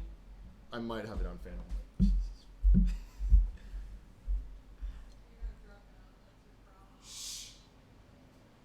I'm drinking for him. Okay, anyways, reason why Empire Strikes Back is my favorite is because you're depicting by far some of my favorite characters in the entire series. Would you shut up already, Jesus? Okay? You're depicting some of my favorite characters in the entire series. I mean, Luke, Han, Darth Vader, and you even get Boba in there. I know Boba isn't really a major character in Empire Strikes Back. Okay, you're talking Empire Strikes Back. Yeah, it tells you how much you're paying attention. Jesus Christ, man. What's going on? We're talking Lord of the Rings, right? Yeah, exactly. Okay, cool. But Empire, like, those four characters have always had a soft spot for me. Like, Boba is... Bulba. Yeah. Boba. He's good. Yeah. I mean, like, good. But, like, I really wish the writers would have given him more. Like, he's a good character, but, like, in the series itself, he's just kind of meh. Right. Like, the concept of him, fantastic. Exactly. He's a great written idea of a character. But you get killed by a blind guy. Yes, you get killed by Blind Han Solo. Blind Han. Blonde Han Solo. Blonde Han Solo. Blonde Hand Solo. Blonde Hand Solo. Blonde Hand Soul. Blonde Hand Son. Alright, we need to keep this going. Okay. So, I mean, that's all I really have to say about it. So, I mean, if you want to chime anything else, I think we can get on to what makes a good Star Wars movie. Or do you want to skip that and do tier list? Because it's already 11. I feel like the tier list is going to take a very long time. 45 minutes will do. Longer. I honestly predicted this would be the short part of the stream. No, because I mean, honestly, when we put it up, I think we'll just kind of slightly discuss. Because okay, we can experiment something. For those of you in chat, will you please? You want to talk about yours or mine first? Let's talk mine first. Okay, so tell us how well you can see this on screen. We prepared earlier by putting our tier lists and so before we go into this, we earlier today had created tier lists that included every character that we can really have the knowledge to talk about. All right, well, thank you DSADWQ421 for following. But earlier today we had created tier lists for Star Wars characters that we felt comfortable that we could at least talk about. And so going into this, please let us know if you can see this very well. Here is Jack's tier list. We can maybe put this in the middle here. Yeah, we'll just cover the middle. Yeah. If you can't see it, just let us know. We'll do our best. We'll do our best explaining. So if you want to get that order for us, and I'll talk a little bit about each one a little bit. We can keep it like 20 seconds and like. Yeah. So, you have that order up, right? Or I have your tier list up right now. Okay, cool. So we have multiple tiers. We have an S through F tier with a question mark tier. You used the question mark tier. I didn't. So when we go to mine, that bottom blue tier, I won't have. Yep. I used it because there's a couple characters where I really just can't rank because I don't know enough about them. Like, I know them, but I don't know enough to really, like, give a good, honest opinion about it. Like, yes. In reality. So, I mean, let's talk bottom here for a minute. Like, all these characters are just awful. Like, I can't see who you have up there, so I'm just going to be listening to you. So, okay, to start, Rose. Awful. As I earlier said, worst Star Wars character in existence. It just by far one of the worst. Like, Rose just did such a... So, Rose, great actress. We'll just say that now. Great actress. Yes, Kelly Marie Tran is a very talented actress. Being able to get in consideration for a Star Wars movie. Great actress for a very shit role. Exactly. The writers need to be fired. Yeah. Rose as the character is just shit, and I don't even really have much more to say about it. No. Whatever. She does nothing to progress the story. It actually holds everything about it back. The fucking Gungan leader, I don't even know his fucking name, just as annoying as shit. Boss Nass? Ruger Nass. Yeah. Ruger Nass. just I can't get over that. It's just so cheesy. Like, what's the Ewok's name? Wicket. Yeah, F tier. The Ewoks drive me insane. Yes, they're cute and adorable, but they just drive me insane. They just do. I know people are gonna chat's gonna roast me here in a fucking second, but no. I'm gonna roast you in a fucking second. Yeah, no, just no. Ewoks drive me insane. But it's not for the Ewok. It's for other reasons. You gonna sip your tea over there? I hate tea. This is alcohol. Again, this isn't a drinking game. This is alcoholism. And I'm honestly, at this point, I'm just gonna talk major characters here, because the rest of them, I mean, you can kind of figure out from just looking eventually. Jar Jar, F. I will say this right now. I do agree with you. Jar Jar is an F tier character. F as in F grade. F. There is no F in chat for the F tier characters. They deserve it. Nope. F. No. Just no. Fuck Jar Jar. Awful fucking character. Yes, I get it that they led Obi-Wan and they led Obi-Wan and Qui-Gon to. He led them to the Gungans, but fuck Jar Jar, dude. He did next to nothing in them. Now, I think we should at least mention the Darth Jar Jar theory. Yeah, I'll let you explain that, but like Darth Jar Jar, if you pay attention in the Phantom Menace very carefully, in certain scenes where Jar Jar is really in the background. Like there's some scenes where Padme's talking, and you can see Jar Jar in the back mouthing along with her. Jar Jar has the Sith eyes constantly. He always has Sith eyes on. I mean, not that you can really turn them off, but they're always there. He performs a extremely complicated acrobatic flip into the pond in the very into the lake in the very beginning, which is something you only really see Jedi do. Palpatine go. Brr. Palpatine go. I think you should take a drink for that. But along with that, if you look behind the scenes as well, Jar Jar was always was always referred to as the key to the movie. And if you look at it from a parallel perspective, look at Empire Strikes Back. In the Empire Strikes Back, Yoda was introduced by being a bumbling idiot and just sticks around with Luke and is a hindrance, right? Correct me if I'm wrong. I mean, I'd love for you to, not say argue, but correct me if I'm wrong. But that's how he was introduced. Same with Jar Jar with Qui-Gon and Obi-Wan. Mm-hmm. So it's a great parallel. But instead of being introduced as this great wise Jedi Master, he is introduced as instead of being revealed to be a great Jedi Master, he is revealed to be a massive Sith Lord. Maybe not Sidious, because Sidious was always said to be the Sith Master. Yep. But maybe Jar Jar was supposed to be the Darth Vader of this series. Yep. Maybe obviously you also had Darth Maul, but Darth Maul was obviously set to die. Yeah. Maybe Jar Jar becomes that next Sith apprentice. Maybe that was the theory. Maybe that was the story that George Lucas was going to take with the prequels, but who knows? All right, so we'll go to passable, as in the D rank. So these characters are passable. They're okay in the movies. I'm not gonna hate on them, but they're just mad. They're just there. They're just there. So we'll start BB-8. You're just ripping off R2-D2 at this point. In BB-8, great concept. I mean, it's Poe's droid, but just bleh. I mean, honestly, just bleh. Greedo, important for about 30 seconds in A New Hope. Han shot first. Yeah, exactly. Just bleh. General Hux, yes, he has his importance, but he's just mostly there. He isn't really important. He's fun to hate. He's fun to hate. He's important in episode 9, but for about 2 minutes. Right. And he's fun to hate on because he's so scrawny and laughable. So I mean, just yeah. Viceroy, he's just there. Episode 1, episode 2, 3. He's just barely there. in episode 2. I don't even know if he's in episode 2. Oh no, he is. He's at the arena. Yep.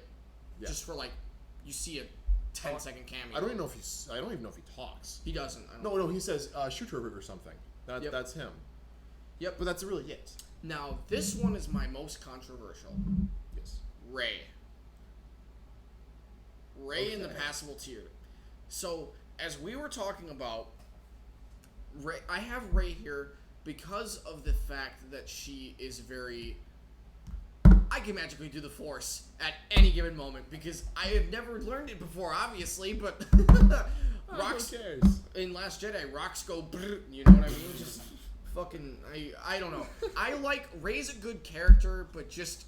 She's just there. That's all she is for me. It's just she's just there. She is the new Jedi, but she's just there. She's never really just like, yeah, that's all she is. She's just there. It's like with the help of everyone else, that's why she's there. Right. Now, what are your highlights of the C tier? Highlights of the C tier? So Poe Dameron. Yes. Poe is one of my highlights there. Krennic,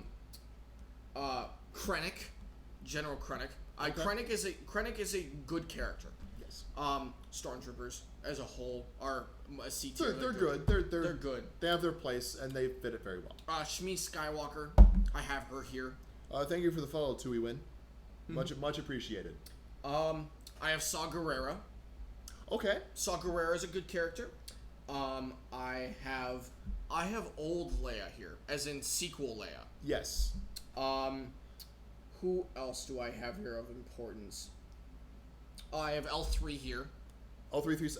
Her scene when she was, I caused a revolution. That's comedy gold. Yeah, exactly. And then I have young Boba here. I mean, those are the kind of the biggest highlights I have in this category. Yeah. And Jabba. Yeah. And DJ too, if it really matters that much too. Yeah. I mean, DJ, he was creative, but he didn't. His main purpose was to backstab and get Rose and Finn caught. Yep. That was his only real purpose.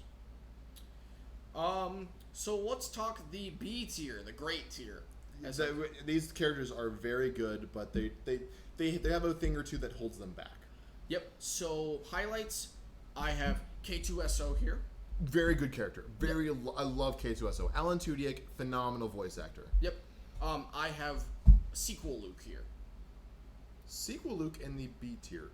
Yep. Okay. Sequel Luke in the B tier. Okay. There is a lot of things that hold him back, and it was not his fault. It was writer's fault. Okay. So, I have Boba Fett here. General Grievous and Phasma. We put Phasma up in B tier. Okay. Yep. I have the Mandalorian. Oh, Din Djarin, Mando.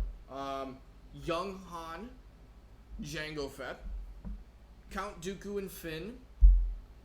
I have Leia here, like original trilogy Leia. You have OG Leia in the B tier. In B tier out of A and S, and the third highest tier. I mean, at this point, every character's good. Yep. So I don't disrespectfully disagree. I don't respectfully disagree. It's just somewhere in the middle. It's in this middle area where I'm like, I can't hate you for it, but I can't agree with it. Yep.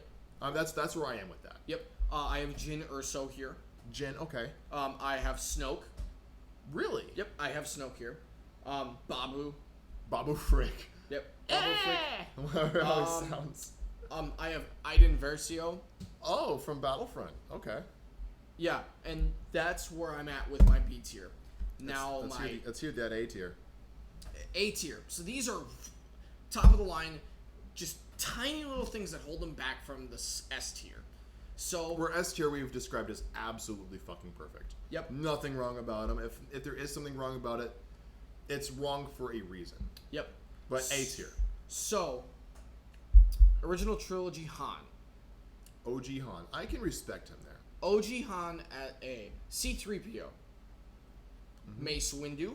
Okay. OG Obi-Wan. It's Alec Guinness. Yeah, Alec Guinness. Okay. Here. I have sequel Han Solo here as well. Okay. I have Chewie here. I have Kylo Ren here. I have Rex and Cody. I also have all three versions of Lando here. All three Landos. So you have the Donald Glover and the old and OG. Yep. All three Landos are in this Billy category. Williams. Okay. Yep. I have Padme here. Padme. Okay. Yep. And I have droids as a general here as well. The droids. I thought... No, you said stormtroopers. That's right. You said stormtroopers. Stormtroopers were my C. Droids are my A. Alright, now we must talk the best of the best. Like, I have nothing wrong with any of these characters. Period. Without a doubt. Right. So, Anakin. No doubt. You have Hayden Christensen's Anakin Skywalker. Yep. He is the main focal point of 3 movies as Hayden Christensen, another 3 movies as Darth Vader, and then he's the inspiration for Kylo Ren in another 3 movies. Yep. He's important in all 9 Skywalker saga movies and has amazing points. I mean, obviously this is more Anakin than Darth Vader, but that the scene that made Rogue One from a great film to an amazing film was with Darth Vader. Yep.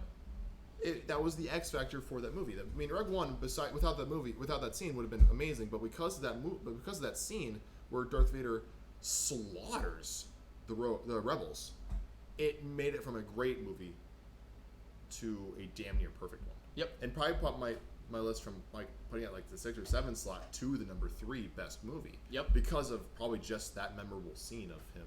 Yep. Being a badass. I have prequel Obi-Wan here. Ewan McGregor, of Yep. course. Ewan McGregor. Of course, you have Ewan McGregor. Yep. In the S tier. Yep. I have Darth Vader. Vader. Yep. I have Yoda. I'm starting to get an idea of what other characters you have in here compared to what you haven't said already.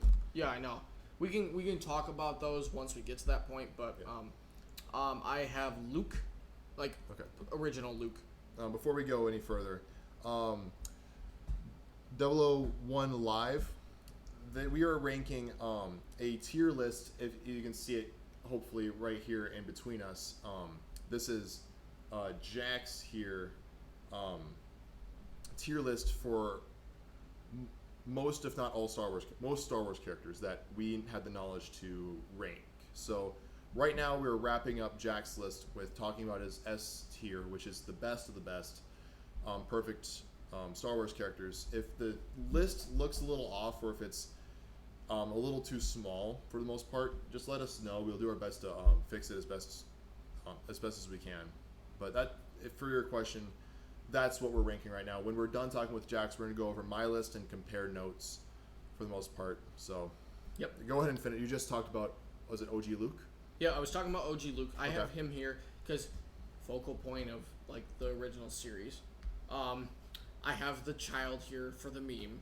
Really? You have the child in the S tier? Yes, I do. But for the meme. For the meme. Only for the meme. If I was actually ranking the child, it'd probably be a B. Okay, for me, I put one memed character in a and I think slot. it was the same one that I did too. I have Darth Maul here in the S tier. I that's the one I was figuring from process of elimination. I never heard you talk about Darth Maul, and we got into S tier. I figured you put Darth Maul in S tier. I have Palpatine and the Emperor here as well. So both Sheev, Palpatine, and Darth Sidious are Yep. in there. Both versions of the character. Yep. I have Qui-Gon here. Yeah, Qui-Gon S tier. Okay. Yep. I had him in A tier earlier today, and then I decided last minute that he needed to be an S tier. Yes. I have R2 here. R2-D2. And then, obviously, fucking Gonk Droid, my dude. Obviously, you have to have Gonk Droid in the S tier. Gonk Droid is S tier. Gonk. Perfect. Gonk. Gonk is GOAT. Mm-hmm. Gonk is the GOAT character. Better than everyone. Like, honestly, we're gonna edit. We're gonna put it in stream. Gonk is gonna be above, above everyone. I don't think we'll be able to put it in stream considering this is a JPEG, but hey, or maybe not. Maybe don't tempt me. I will work on it while you talk. All right. Anyway, so let's go ahead and that's your tier list. Yep. Yes, Gonk. Can we just get another 5 gonks in chat? Yeah, give us a couple gonks in chat, please. Just Gonk. Anyway, that was your list. Yep. For your tier list of Star Wars characters. I'm going to take this off so it's less cluttered for at least a little while. Oh, that's mine. So let's take that down for a little while and just talk a little bit. Talk for a few seconds about that. It was honestly, I agreed for the most part. Yeah. It was very close to mine. There are a few points where I'm like, you ranked it higher than I did, but there was no real point other than 1 or 2 characters where I would say really kind of got me personally. And I guess we can get into that with your list. My list, which is it's right there. Hello. Let's go and move you over. Again, if the tier list is kind of in the way, please let us know in chat. We will do our best. If air has mass, how much pressure are you two really under? Well, for me, I am a very tall individual, so there's a lot less air above me than there is those around me. So, for me, not as much as the next person. Hello, it's just Exile. Nice to meet you. Anyway, here is my tier list. I'm going to make this as big as I can without really covering anything up. This is not the greatest overlay, I'm now realizing, for putting in these extra bits, like a Star Wars tier list. You know, I mean, hey, how often are we going to actually do this, though? Who knows? With the tier lists, hopefully if we do it again, we have a better layout. Let's just put it that way. So I'm going to put it right about there. That's about even spacing for us. Again, if that seems a little small, we'll do our best to fix it. We don't want to cover ourselves up. We don't want to cover chat up. But we still want it to be readable. But if I can ask you to keep a look at... Don't we all love Star Trek? Who's my favorite Star Wars character? My favorite Star Wars character is fucking Jean-Luc Picard. I mean, let's just be honest. My favorite Star Wars, the best Lord of the Rings character, is fucking Harry Potter. I mean, let's be honest.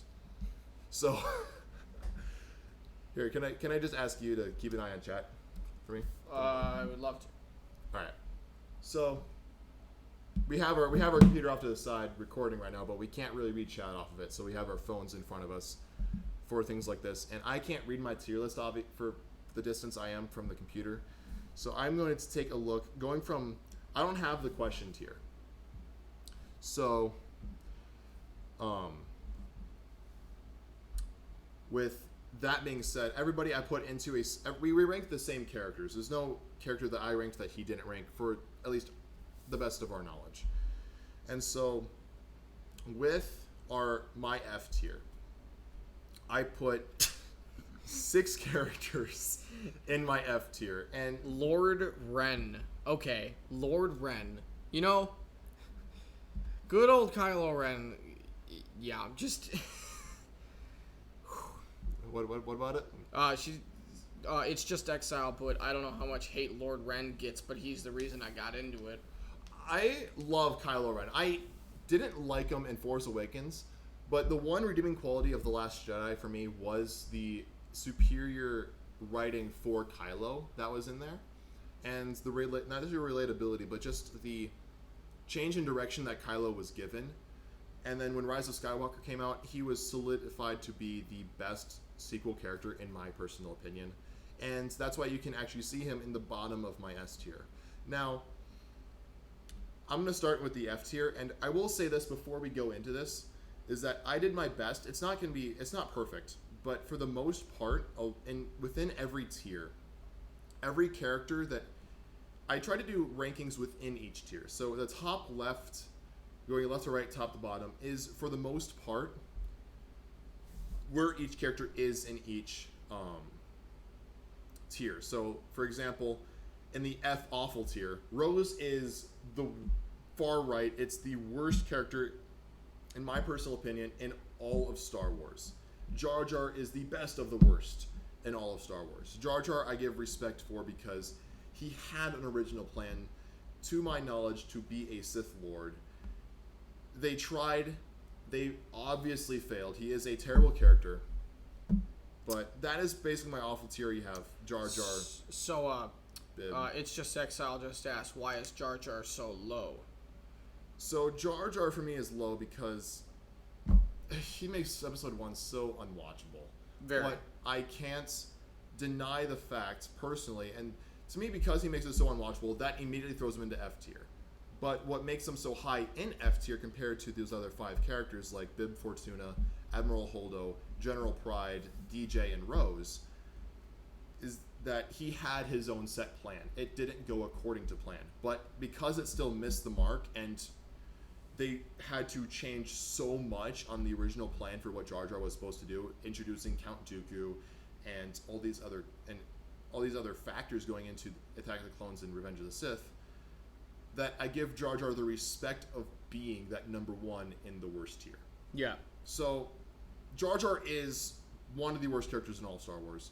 He is annoying to watch. I admit when I was a kid, I was entertained by his goofiness, but as I've gotten older, I've outgrown it, and it's just very unwatchable for me, personally. It's so bad. Yeah. So, from now, since I have as much as 30 some odd characters in each tier, or at least in the most, as up to 30 characters in a tier, I'm just going to go over the more highlights of these, just so we don't stay in here forever. So, F tier. That was my F tier. Okay, so D tier then. My D tier, the highest in my lowest in my D tier is Chopper. Why? From what I've seen, I've never really gotten into Rebels all that much, but from what I've seen, I have liked Chopper enough to at least put him in the passable range. Yeah. But don't take that. To me, I didn't want to use the question mark tier. If I did, I'd put Chopper there, because I do not know a whole lot about Chopper, so that's why he's here. Now, other notable points in this tier list, you had Wicket in the F tier. I like the Ewoks. I always have. Same with Crumb, Salacious B. Crumb, the annoying Jabba's shoulder laughing Yeah. pet thing. He is also very low, because I still kind of like the guy. I don't know why. I just kind of do. So I just threw him in the passable tier. Boss Nass, same thing. Kind of stupid, kind of like him. But once you start getting into the point of like the I forget her name, Zuri, I believe her name was, right next to Rico Durant from Solo. That's where the point where like the characters are really more in the D tier rather than, I kind of like them. Actually, I should say more Val right next to Wicket, not Bosk, but the love interest for Tobias Beckett in Solo. At that point, it's more like I can see their purpose. I just they're just mad at me. Yeah. And then once we get to sequel Luke Skywalker, it's not Luke Skywalker. That is not Luke Skywalker at that point. If it wasn't for that small scene he had in The Rise of Skywalker and the very little and the mysterious writing he was given in The Force Awakens, I would have put him in F tier. Mm-hmm. I would have straight up put Luke Skywalker, played by Mark Hamill, in F tier. But it was because of those two parts where he, in those small scenes that he had. Think about it. Luke Skywalker never left that island in the sequel trilogy. Oh, 100%. He never left the island. You have one of the greatest Star Wars characters ever. He never leaves an island for 3 movies. Even longer, because he was there for, I assume, years, if not decades, before Force Awakens happened. Yep. He never leaves. He dies there in The Last Jedi and is still there as a ghost. So, to me, the writing for him, Mark Hamill did it as best as he could. But it was absolute The shit. writing was so bad, I had to put him in D tier. Yep. And, of course, I have Baze topping off the D tier. He was my least favorite Rogue One character. But he just wasn't good enough for me to really put in that C tier. Where we're going to go into next. Bottom of my C tier, I have BB-8 and Snoke along with Greedo. They're good characters. I like them. I do acknowledge and agree that BB-8 is an R2-D2 ripoff. Everything BB-8 does, R2-D2 can do as well. Yep. But arguably better because R2-D2 can take out super battle droids. Oh, yeah. So, just like, oh, I'm going to dump oil on you and then I'm going to burn the crap out of you because, you know what, I'm R2-D2 and fuck you. Exactly, and R2-D2 was sassy as hell. BB-8 was just an enabler. Yep. Snoke, I respect the direction that he was given with The Force Awakens with being the mysterious leader like Palpatine was in Empire Strikes Back. But it still was ruined because of The Last Jedi. That I have to respect similar to Jar Jar and how I ranked him in the F tier. He was good enough for me to end up putting it likely in that B or C tier, but because of the way he was handled, I had to knock him all the way down in that tier. Mm-hmm. That's my thought process with that. Now, skipping ahead, some other notable points in here. I really like Savage Press. I have sequel Lando in the C tier. He was good. You just never really saw him. Yeah. So I'm like, you know what? I respect him. He was a good representation of Lando. The writers did a good enough job with Lando that you can realistically see that truly being Lando. Yep. My favorite line he had in the whole movie was probably, "And give Leia my love." Yep. That's probably my favorite line in the whole thing because that just feels so Lando. But of course, since we don't see him a whole lot, he's never really referenced until you see him on that, I forget what planet that was called. I had to knock him down a little bit because of his relevancy in the sequel trilogy. Of course, topping off my C tier, I have characters like Tarkin, Bodhi, Rook from Rogue One, Phasma, and Rey. Phasma, I put this high because I didn't read the book, but I listened to the novel on Audible for Phasma. And it is such a great listen/read that I highly recommend any of you out there to listen or read the Phasma novel. Very, very good. It's the best part of Phasma. Her story is really, really cool. Rey I put in the C tier because her direction, once she got a direction with The Rise of Skywalker, was a highlight of the movie. She wasn't the highlight. Kylo Ren, I think, was still the highlight, and J.J. Abrams acknowledged that. But Rey, once she got her direction, was such a more believable and better character. And so she was always just kind of that C-mag good character. Like, yeah, she was okay. I could watch her. She's I say a believable hero, but you can't just be a Jedi off of zero training and take out Sith Lords who have been training their entire life. Rey, force power, go. Brr. Yeah. Mm-hmm. That's essentially Rey in the first two movies. But to actually see her training and to essentially have been inferred to be there for a while, as inferred with what Poe said with, "What are you doing here training? You're the best soldier we have." You don't know how long she's been there, but you can infer she's been there for a while training. Yeah. And this is why she has such better force powers than what we've seen in the previous two movies. Yeah. I assume that if J.J. Abrams was given the Last Jedi directing chair, we would have gotten probably a Rey training scene in that movie. Oh, 100%. Would it have happened guaranteed? I don't know, but I would like to think that would have happened. I feel like JJ would have done a better job with that if he had the job. I feel like JJ, if he was given full creative control and Disney wouldn't be filtering and censoring everything, I think the sequel trilogy would have been on par with the prequels. If not even on par with the originals, even. Exactly. Now, moving on into the B tier. C tier, I had 30 characters in there? If not more. Yeah. Most of them are just I liked the character, but I'm satisfied with the amount I got of them. If I got any more, I feel like that'd be too much, and it would ruin the character. Yep. I feel like I got enough of that decent character. With the B tier, it's more of, I really liked that character. They might have had their end, but if they were given a spin-off one-shot mini episode or whatever it was, I would gladly welcome it. So the bottom of my B tier, I have Cody and Tarkin. No, sorry, not Tarkin. I have Cody and Krennic with Jango and Rex, Asajj Ventress, which I have similar with the Phasma novel. I have listened to The Dark Disciple with Quinlan Vos and Asajj Ventress as the main characters. Yep. I recommend that even more than the Phasma novel. Yep. Great book. It explains a lot more of Ventress's arc outside of the Clone Wars. It was supposed to be a Clone Wars arc similar to the Siege of Mandalore, but was shafted. There even is at least art planned for that episode, planned for those episodes that was later turned into concepts for the book. Mm-hmm. Of course, I have the child here. I did not put it in S tier for the memes, but like you said, you likely to put it B tier. Look where he is. Yep. He's in B, or assuming it's a he. It's in B tier, along with Chirrut Imwe, K2SO, Jin and Cassian, Dooku.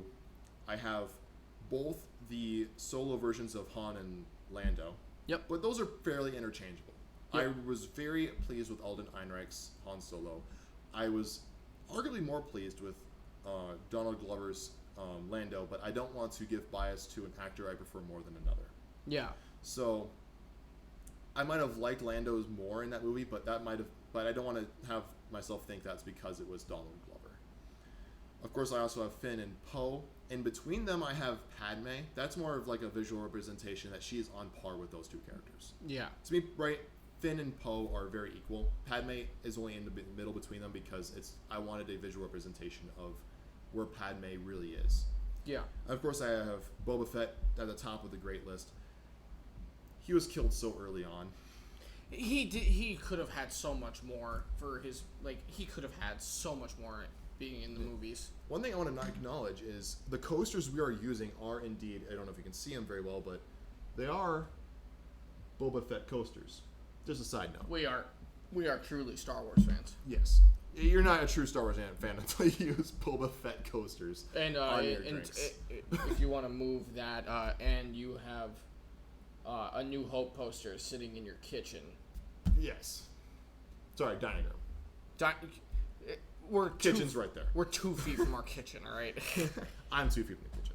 Anyway, that's why I put Boba Fett in the beats here. Going into the A tier, I have Mando at the bottom. We haven't seen enough of Mando, in my opinion. We have had 8 episodes. Yeah. And but we are confirmed to get more. Mm-hmm. We're also said to get Ahsoka. We're said to get, I think maybe, no, we're not getting Rex, are we? Boba Fett was confirmed. Yeah, Boba Fett was confirmed, though. Yes. So yeah, Boba Fett confirmed, which means he survived the Sarlacc pit. Confirmed he survived the Sarlacc pit, which is like 4 different ways he could have survived that would still fit in like somewhat canon sense. I have Grievous. I have sequel Han, Qui-Gon Jinn in my amazing tier, along with Mace Windu, Darth Maul, Sheev Palpatine, not the Emperor, but Palpatine himself. C-3PO and R2-D2 are tied. They're R2-D2. I do give the slightest of edges because I do ever so slightly prefer R2 more than C-3PO. I have OG Alec Guinness, Obi-Wan Kenobi, Billy D. Williams, Lando with Chewbacca at the top of the list. Gotcha. That's the general sense I have for this. I think a couple characters could be fidgeted. I can always fidget with this list. Yeah. But that's a general sense of where I'd put these characters. I loved Grievous's concept, especially with Grievous is a Sith, but doesn't use a red lightsaber. Why doesn't he use a red lightsaber? Because he uses the lightsabers of the Jedi he kills. Yep. As trophies in his collection. No other Jedi, to at least my nerdy knowledge, does really that. I mean, there's characters in other franchises that do something similar, but he's, to my knowledge, the only character that does it as well as that in Star Wars. No, Grievous is such a badass. I mean, I put him in my B tier for just because I'm like, he's a great character. Like there's no doubt he is a fantastic character, and he's like, he's an antagonist that pisses you off, and you want to see him dead. And I mean, eventually you get that, but like, yes, which is a very satisfying death. Exactly. And he goes out as a badass. Yep. His writing from beginning to end was very, very well done. And it was very well managed as well. Like, there was no problems with his character. He's just like they portrayed him as what the Jedi Council would call him, as a coward, but a complete badass at the same time. Exactly. I don't know how you could have done that so well. Albeit, I do not really care for the Mace Windu line of Grievous will always run and hide like he always does. Yeah. True, but I don't think it should be true. It shouldn't have been mentioned. Like, it really wouldn't have been. It would have been fine if he didn't mention it, but... Right. Now, going into my S tier. Now, the problem with the S tier is I don't know how well you can even read this. How well can you read? Because you have the video open right now. How well can you read it, at least on your phone? I can see all of the characters pretty well. Okay, so... But there are at least 3 to 4 characters that are hidden behind a tier maker logo. Those 4 characters from left to right are Emperor Palpatine, Ahsoka Tano, Han Solo, and OG Han Solo and OG Leia. Okay. Those are the 4 characters that are really hidden behind the tier maker logo. Of course, with Yoda and Kylo Ren rounding out the bottom of my S tier. Yep. So, Kylo Ren and Yoda. Yoda is in the S tier. It's more of that he just went into S tier. I didn't really fidget with where he would go.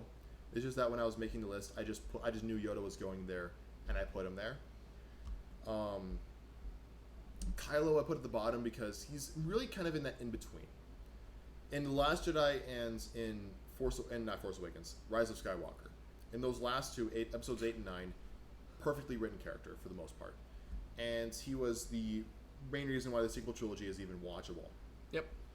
One of the main reasons. I don't want to say it's only because of him. But I was going to say, you wouldn't put him at the top of S tier because of Ben Swallow? Come on now. Ben Swallow is a god of a meme. But in all seriousness, I put one meme in this list, and you can obviously which one it is. Gonk.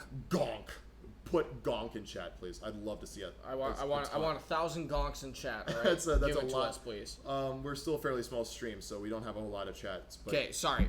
10 gonks in chat. I want someone put 10 gonks, please. All right. If we can get 10 gonks, not even followers, 10 gonks, I will be satisfied with tonight. What are we gonna do? If we get 10 gonks, we finish our drinks in one go. Okay. Yep. So I better see some gonks. We both have about a half Coke and bourbon mix. Yep. Please give us some gonks if you want to see us get more intoxicated than we need to be. All right. All right. So along with that, of course, I want to talk about the topping of my list with those 4 main characters. I will, before I really do, is Anakin and Darth Vader are the same to me. I put Darth Vader just a little bit higher for no reason at all. Mm-hmm. Darth Vader and Anakin I put them at the same. Darth Vader is slightly higher, but they're the same. If you take Gong Droid for the meme aside, those 4 characters, those being Obi-Wan, Anakin/Vader, and Luke Skywalker, I put them the way they are because growing up, I guess those are 3 characters, not 4. But if you look at those 3 to 4 characters, Obi-Wan is by far my favorite Star Wars character, bar none. And now it's Ewan McGregor's portrayal. I grew up with the prequels. We both grew up with the prequels. Mm-hmm. Those were our movies. I mean, like, yeah, they're made for us as kids. As George Lucas has been saying for decades, you can always hook the adults, but those movies come and go. Yep. If you hook a kid, you have a fan for 20 years. Yep. And we were hooked as kids, and here we are 15 to 20 years later. Still talking about it. Exactly, because Phantom Menace came out when I was, we were 1 or 2? I was 1 when this came out. Yeah, same. So, with the Phantom Menace, that's the whole story with how old we were with that. So we grew up with them when they were on DVD. Yep, I mean, VHS. Like I think the first time I watched Phantom Menace, I was like 7 or 8. I think I was about 6. Yeah, so like we were about the same age, and we grew up with them, and we grew up with them unironically. No. We didn't love them because of the memes, and that was why we came back and watched them because of the memes. No, we loved them because that's what we grew up with. These were our Star Wars movies for our age. Yes, I will always love the prequels. They're my favorite Star Wars trilogy, but that doesn't mean they're the best Star Wars trilogy. No, my favorite Star Wars trilogy will always be the prequels. And same with me. But you cannot deny the amazing written characters and story that is the original trilogy. Yep. The original trilogy is the best one. The prequels are my favorite. Mm-hmm. We have to acknowledge the difference. And that's something when we acknowledge that the prequels were the movies that were made for us, that's what got us hooked to go watch the sequels. But they weren't great. It's the worst trilogy of the 3. It's the worst trilogy of the 3 is the sequels, obviously. Yeah. But who knows? Maybe there's kids out there that were our age when we watched the prequels that are watching the sequels now that will, in 15 years, be doing something similar to what we're doing and talking about the sequels like we're talking about the prequels. Yep. Who knows? That could happen. And I respect them for thinking that because we would be those people that watched the original trilogy growing up, saw the prequels were coming out, and were heavily disappointed. Because to us, that wasn't Star Wars. Yeah. Star Wars is different. There's something there for everybody. As I keep saying, no one hates Star Wars more than Star Wars fans. I'm going to go and take this down because I'm fairly finished talking about it. And I think the rest is very self-explanatory, so I'm just going to take that down for now. Just so the clutter of the screen is gone. But when it comes to what makes Star Wars Star Wars, do we still have time, you think, to go over those last few points? I mean, it's 11:59. If you want to keep going, go for it. I am all for it. I'm down to go for another 15 minutes, 20. 15 to 20 minutes. Yeah, let's do it. We prepared to it. Why not go through it? So I think you have it written down, don't you, or do I? We both. I have it written down. So if you can keep an eye on chat while I go into my Word document here. So I'm gonna need my phone charger before we do this. So give me just one moment. Yep, we're gonna give you some time. So it's just crazy to think in 15 years we could have people talking about the sequel trilogy similar to how people of our generation being born in the late 90s of having our fondness for the prequels, having those same kids who were born in the late 2000s, having that fondness for the sequels. Because that, honestly, I'm looking forward to in about 10 to 15 years when I'm in my mid-late 30s, when I hear people talking about the sequels and how great they are, because my opinions may change when I hear what a kid has to say, because kids have so much different viewpoints to what adults have. You know? Yeah. Is it this document? I didn't even check. Nope, no, it's not that document. That's just the list of characters we used for our ranking. What makes a good Star Wars movie? That's the... Maybe I should pick the Word document that has the title of what we're actually going to be talking about. Mm-hmm. That might help. It just might. You know, I don't know if it might. Would, but it might. So since we have, I believe if I remember correctly when we wrote this earlier, we have the exact same reasons, exact same amount of reasons for a good movie versus a bad movie. Yep. So and we discussed them. So before we get into this, what we're talking about, in case it hasn't been clear enough, is what makes a Star Wars movie good and what makes a Star Wars movie bad. Hello. And so, do you want to start with bad and finish with a good, alternating between the two, or do you want to go the other way around? So let's talk bad, and we can acknowledge little highlights in each movie, and then we'll talk good and acknowledge a bit of every movie. So I'm going to put this here, actually. Yeah, so let's start with...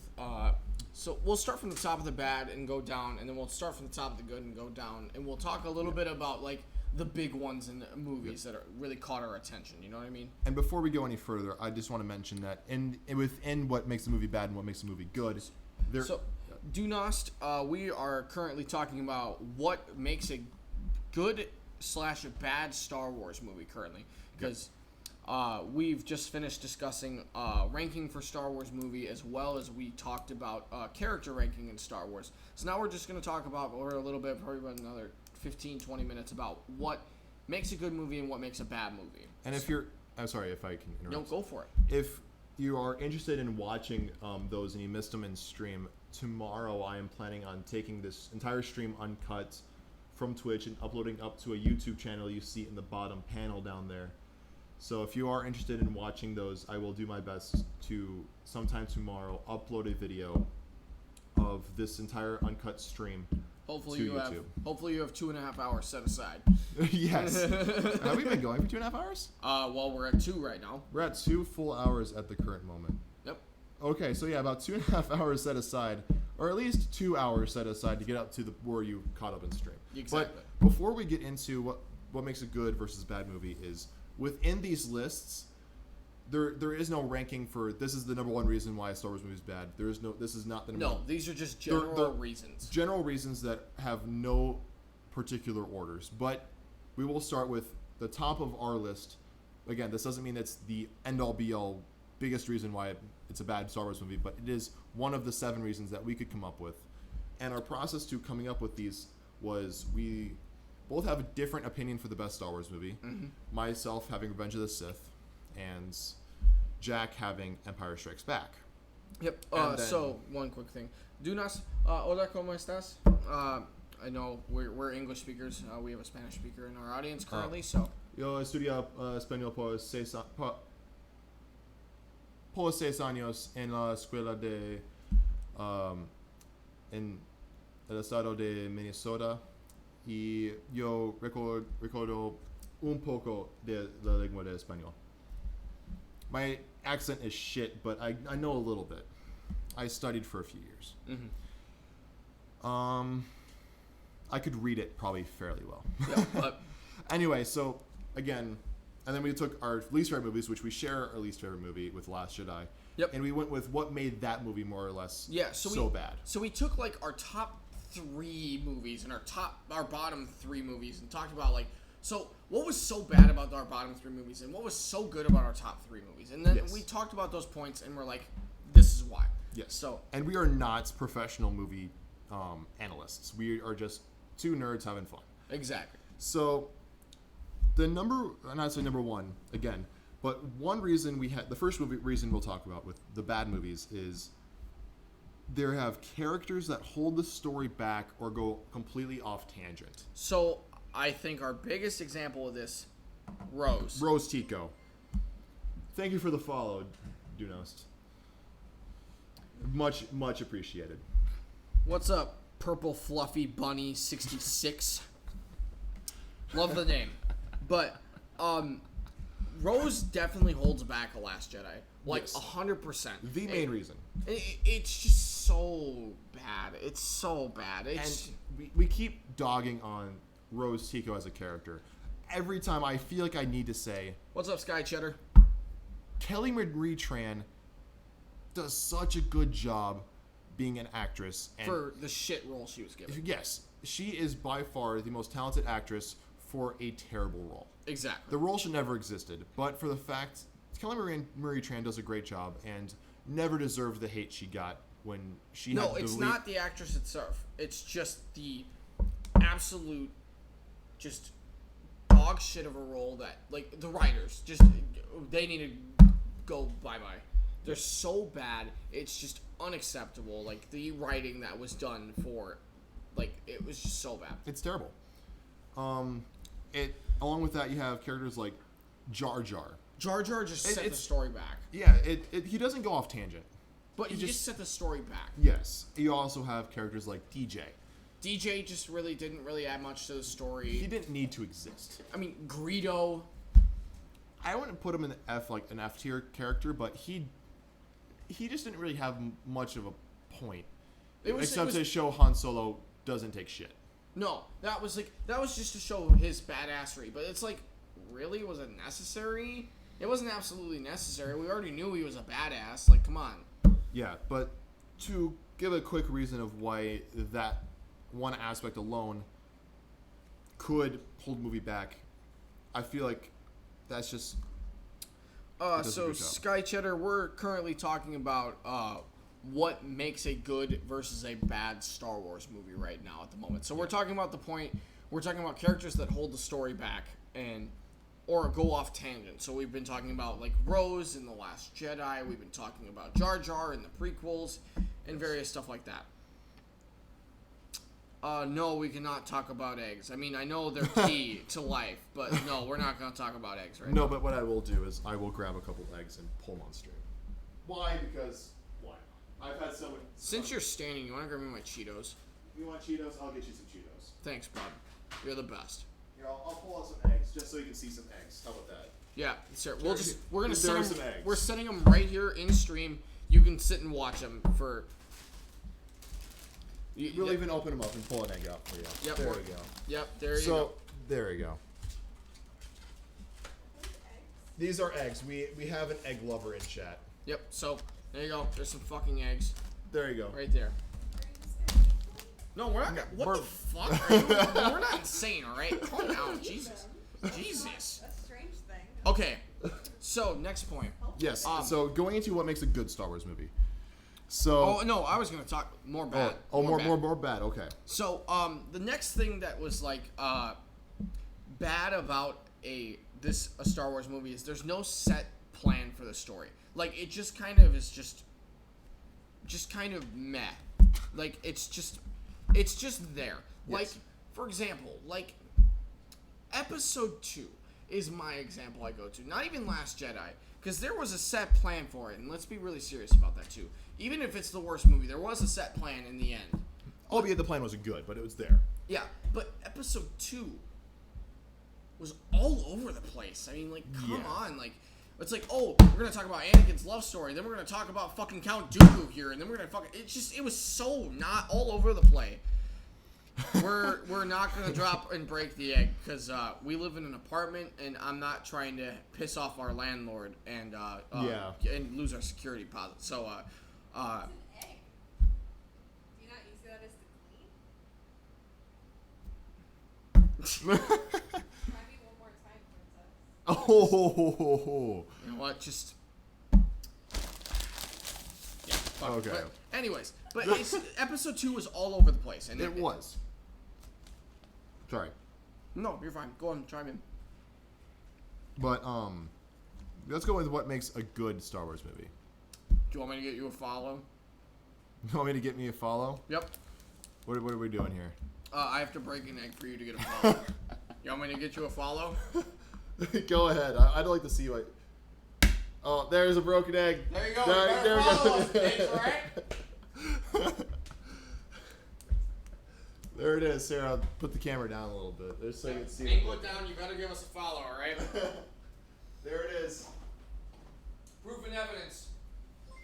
There we go. Hey, there we go. Oh, that was the weirdest thing out of the amazing. Oh, guess what? You'll do weirder things. Oh, I You wanna know. give me some more paper towels? Oh yeah. What?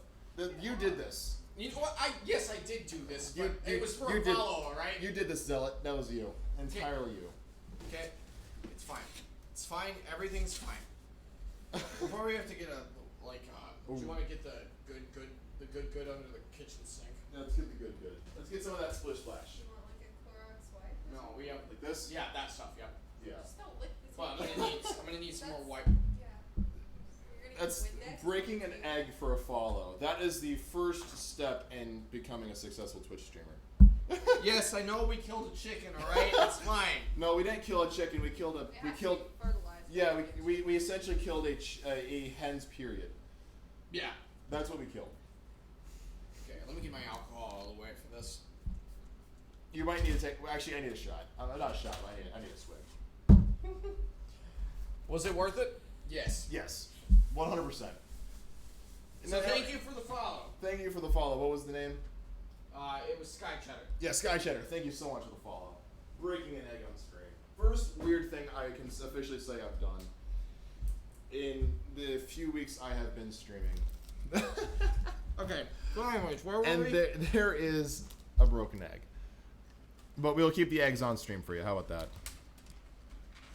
So, the first reason we're going to get into with what makes a good Star Wars movie, just keep those open for now, is Oh, bad. Still, we're still. we're still doing bad? I thought we were talking all bad and then all good. Okay, we can do all bad. So you just do no plan for story. The next thing, sorry, this is not a good thing. This was another reason what makes a bad Star Wars movie is that it contradicts the previous film or films. Episode 8, biggest example of this. It's a big Ray just looked at J.B.A. Abrams and just gave him the fucking finger the entire fucking time. So I'm trying to tilt that. Harmony Harms, what's up? Talking Star Wars movies. What makes them good? What makes them bad? Right now, what Yep. makes them bad? Mm-hmm. And we did break an egg in chat. Thanks for the follow. Thank you so much for the follow.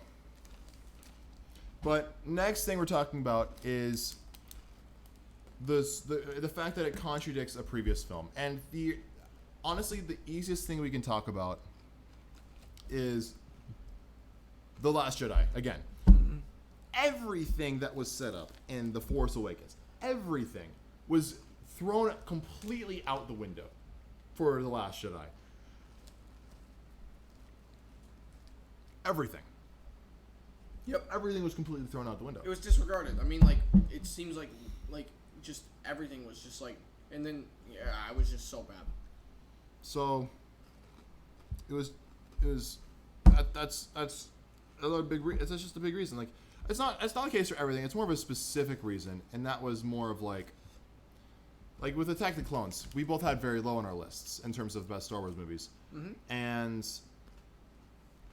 with Attack of the Clones, it didn't really contradict the previous film, but this leads us into the next point in that slow pacing kills Star Wars movies. It really does. When you look at a Star Wars movie and what the bad ones, one common trait that they all have, or at least most of them have, is a very slow pacing. Mm-hmm.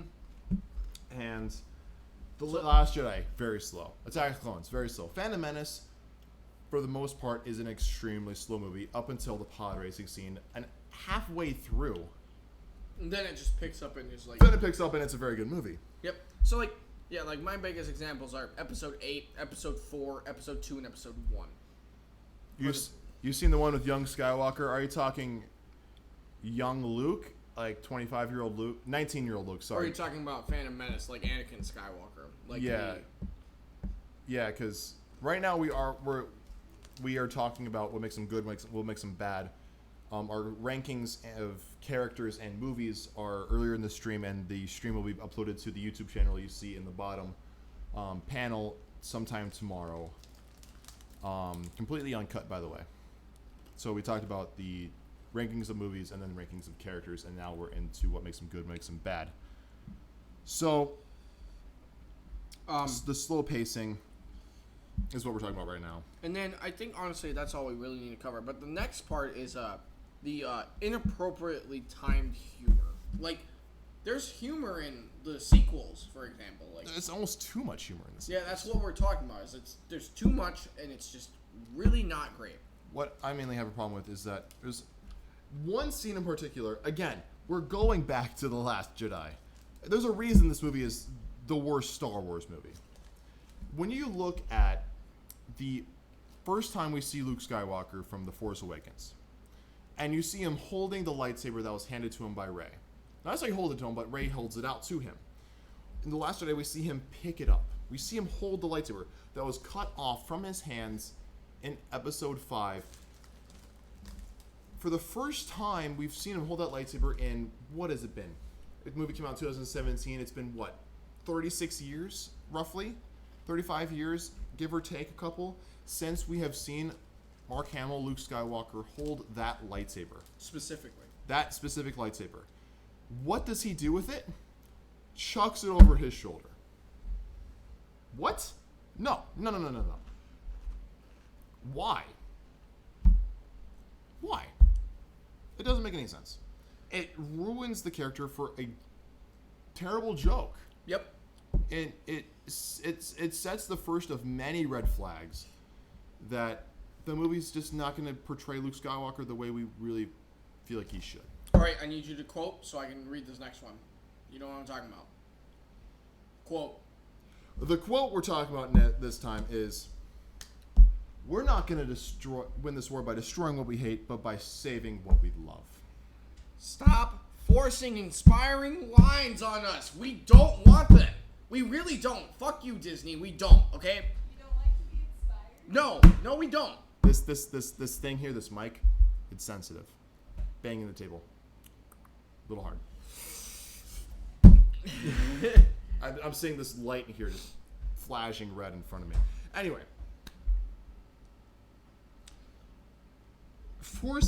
This is very, very specific, and essentially we're just dogging on The Last Jedi a bunch, but there's a reason this movie's bad. This is like not necessarily a character study, but a movie study of what made this movie so bad. You force these inspiring lines to be inspiring, as for lack of a better term. And it's just it comes out cheesy, it comes out cringy, and overall just not very good. Oh, Cafe Dalgona, we're not going to change your fucking mind because we agree. Rogue One is in our top 3 movies. It's by far one of the best Star Wars films of all time. Yes, Rogue One is a phenomenal Star Wars movie. And if there's any Rogue One haters in chat, you can get my big finger, all right? I wouldn't say you can get the big finger, but pretty close to it. It's a respectful, not say respectful, but it's a disagreement. Yep. Almost disrespectful. We both fairly agree that Rogue One is a top 3 Star Wars movie. Obviously, Tunicorn, yes, he is by far the greatest Star Wars character. Hello, how is it going? Hope you're having a great evening. But, I mean, there's one last topic we want to talk about with what makes this one's more generic, and this is more of makes it not necessarily a bad movie, but it holds it back from being a great movie.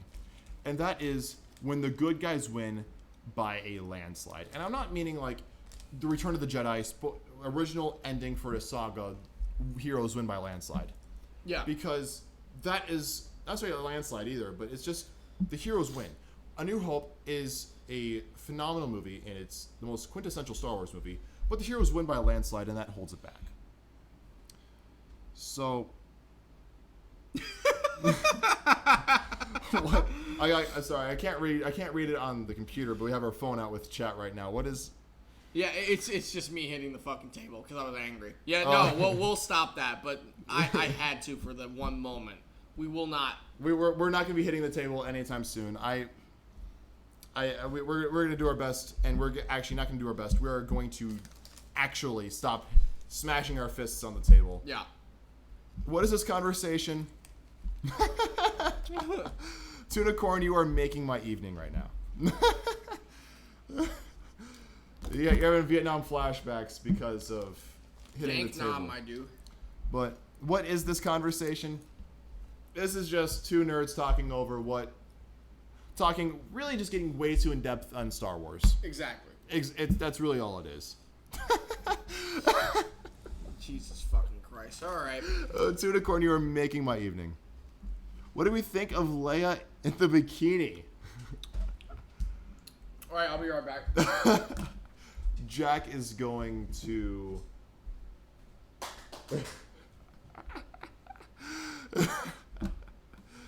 That is what he thinks.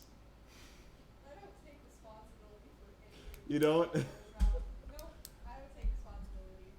He's his own man. Hello, Brazil. I think Brazil is spelt a little incorrectly. I feel like it's Brazil. Brasil. Hello, Brasil. Brazil. Okay, let's talk good movies now. Yes. Good Star Wars movies. Number one. Or not necessarily number one reason, but the first reason we have written down here. The heroes are in power and winning right up until the very end, where the villains... Essentially like an anime movie or anime show where, you have the heroes always winning, and then the villain swoops in and is like, you fell for my master plan, and now you will die because of... biggest examples are favorite two movies. Yes. Episode 3, Revenge of the Sith, and Episode 5, Empire Strikes Back. Are the biggest ones. Yeah, but yeah, with Empire Strikes Back, heroes are in power the entire time. Luke's training, Han and Leia are with Lando, trying to get the Millennium Falcon fixed.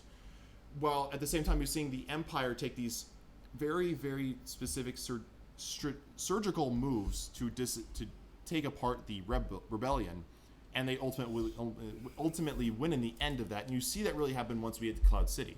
With Revenge of the Sith, it's a similar concept with Palpatine slowly turning Anakin to the dark side. Yep. And then, of course, ends the whole thing. One thing with the warp scene is it is the most aesthetically pleasing shot, or if not one of the definite most aesthetically pleasing shots in all of Star Wars. All right, Jabba the Hutt, Ewok, and Boba Fett. You gotta fuck one, marry one, and kill one. All right. You gotta fuck Boba Fett. All right, let's be real. You fuck Boba Fett. I'd say you marry Jabba for the money and you kill the Ewok. Exactly. That's I'm in agreement with you. Marry Jabba.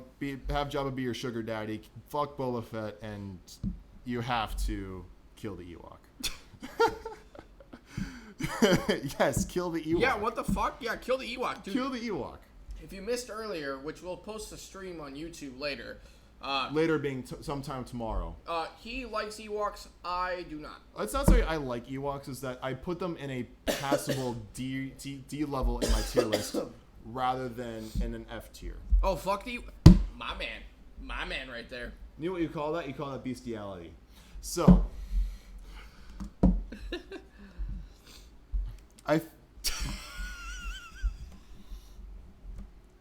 Dude, this is going on way too fucking long. All right. One thing I can say is jail is just a room, my buddy. Jail is just a room. So,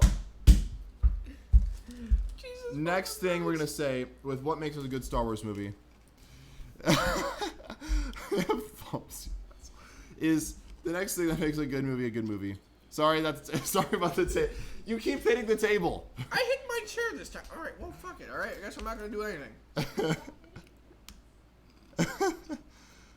All right.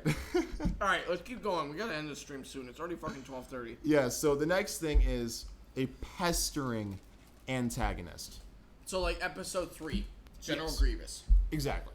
General Grievous is constantly around Episode 3. Count Dooku is constantly around Episode 2. Darth Maul, behind the scenes, is behind Episode 1. Darth Vader, in and out of Episodes 4 and 5. And even 6, too. Yeah, and even 6. And then Kylo Ren, the entire fucking sequel series. He has Force Skype in his abilities, essentially.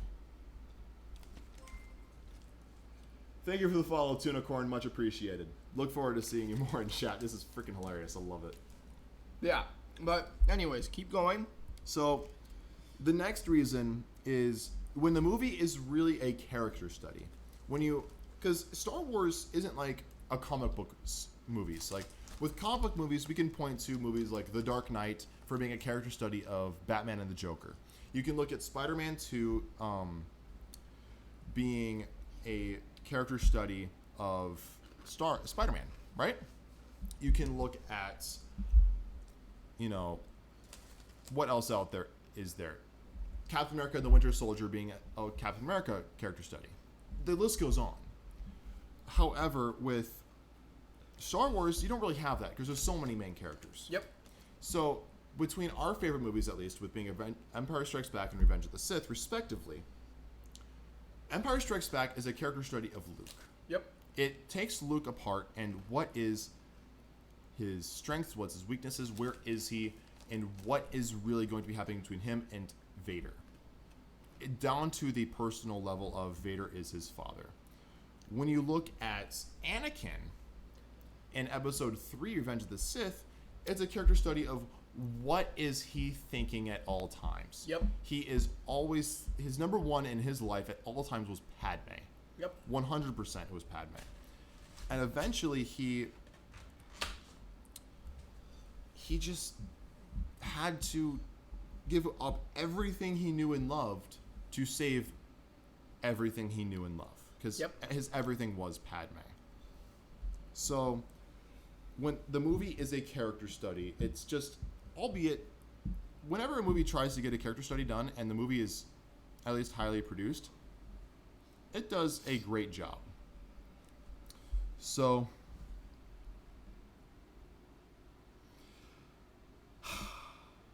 let's just keep going. Yep. So, next thing is that every scene is important and plays a part in the overall story, i.e. there's no wasted time in the plot development. Yep. So, like, episode 5 and episode, 3. And even episode 2 to an extent, too. Episode 2 was really, Revenge of the Sith Part 1. Yep.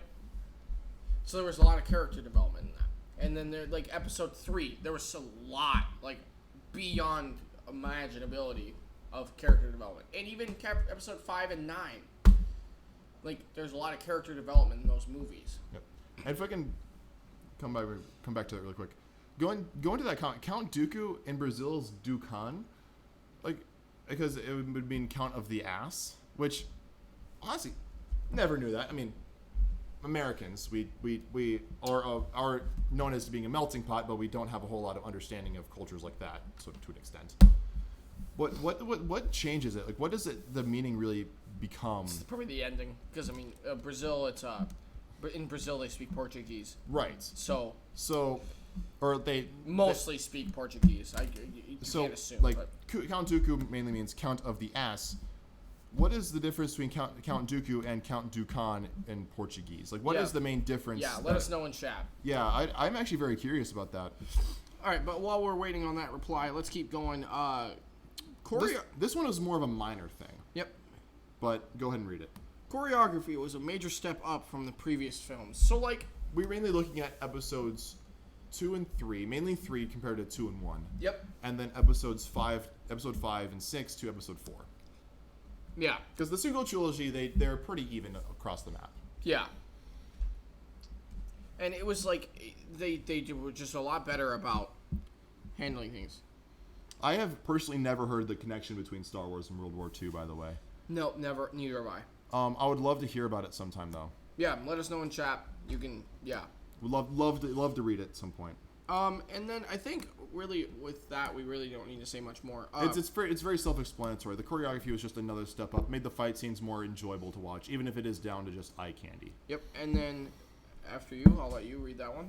The next one is the side characters are put in peril at the hero's stake, and I'm mainly looking again at episodes 3 and 5. Yep. So in Revenge of the Sith and Empire Strikes Back, we look at Revenge of the Sith first. Anakin Skywalker is first and foremost the leader of the movie. He is the focal point of the movie, obviously, because it's about the turn of Anakin to Darth Vader. When you look at the side characters, I'm mainly referring to Padme and Obi-Wan. Padme is pregnant the entire movie. Obi-Wan is off doing his own thing, taking out General Grievous, and is ultimately pitted against Anakin in the very end. I'm mainly looking at this one of these final scenes right before the Battle of Heroes between Obi-Wan and Anakin at the end of the movie, when all three of them are there at the same time. Yep. Because of Anakin's decisions and his fall to the dark side, it puts Padme in a sense of not so unease to the extreme, where she is stressed the fuck out and is seemingly what am I trying to say here? She dies of heartbreak because of it. Obi-Wan has to fight his brother. Essentially, he has to fight someone who he genuinely loves and admitted to loving as a brother after he defeats him. It's one of the saddest scenes in Star Wars is Obi-Wan's breakdown right after defeating Anakin. And so what this does is, because of Anakin's decisions, even though he loses, still puts Obi-Wan and Padme, and those are just two characters in this movie. Just puts them in such a more difficult place because of his actions. And because of their feelings, it also pushes Anakin further down that hole. And then I think the last reason, too, will really put what makes a really good movie. And you're going to hate me for saying this, but there's always a state of danger for the main characters. Yes, this is sort of back to that every scene is important. So even though this movie is so trash, Episode 8 was the one redeeming quality is that the rebels were always in danger, literally. Not to be that guy, but technically it's resistance, and it's okay. Our English isn't even good anyway, and it's our first language. We're. If you look it up, America doesn't have a primary language because we're a melting pot, and we're so shit at speaking English anyway. So the worst English speakers are Americans. Let's be honest. Big facts. But because other cultures try, but we just don't care. But there's always a state of danger. The desk. Stop hitting the desk. We're giving flashbacks to tuna. Tuna corn. You know what? For tuna. I don't have. Actually, we do have Chet on here. So, for you, Tuna, we give our hypothetical F in chat for you and your PTSD. Big F. Oh, actually, here. Jack, our buddy here will put an F in there. There's an F for you, all right? There's Zealot with the F. Okay, here, I'll give you a couple. You know what? Because I feel bad. There we go.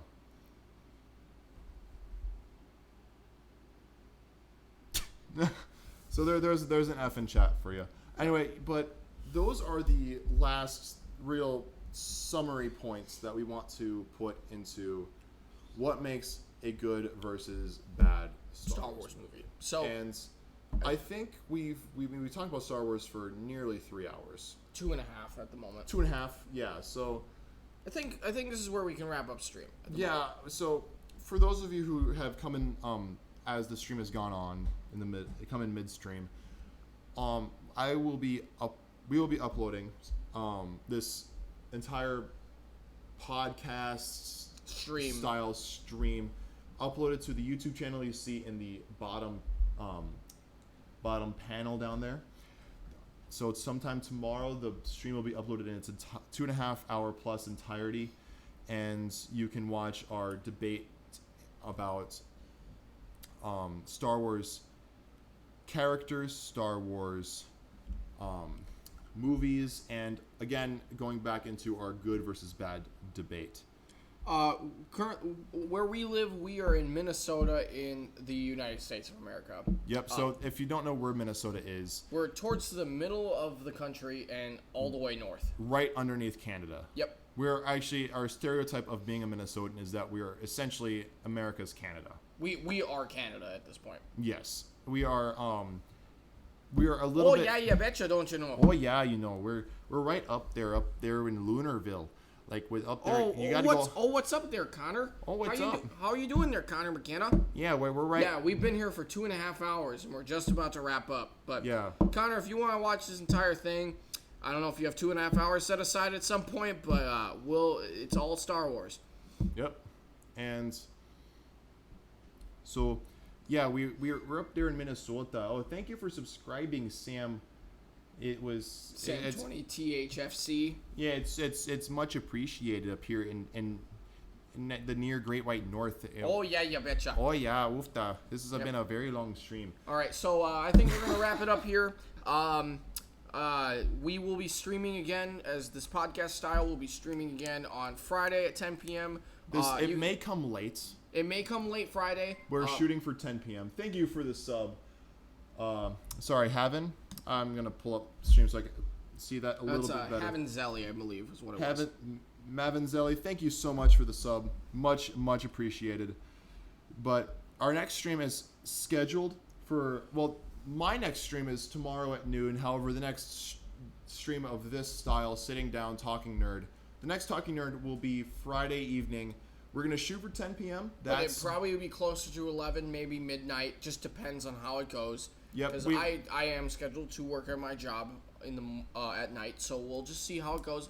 We'll send a notice to if stream's going to be late or not. So yes, if you want an easy points for that, just follow the Twitter and the panel right there at the bottom of stream.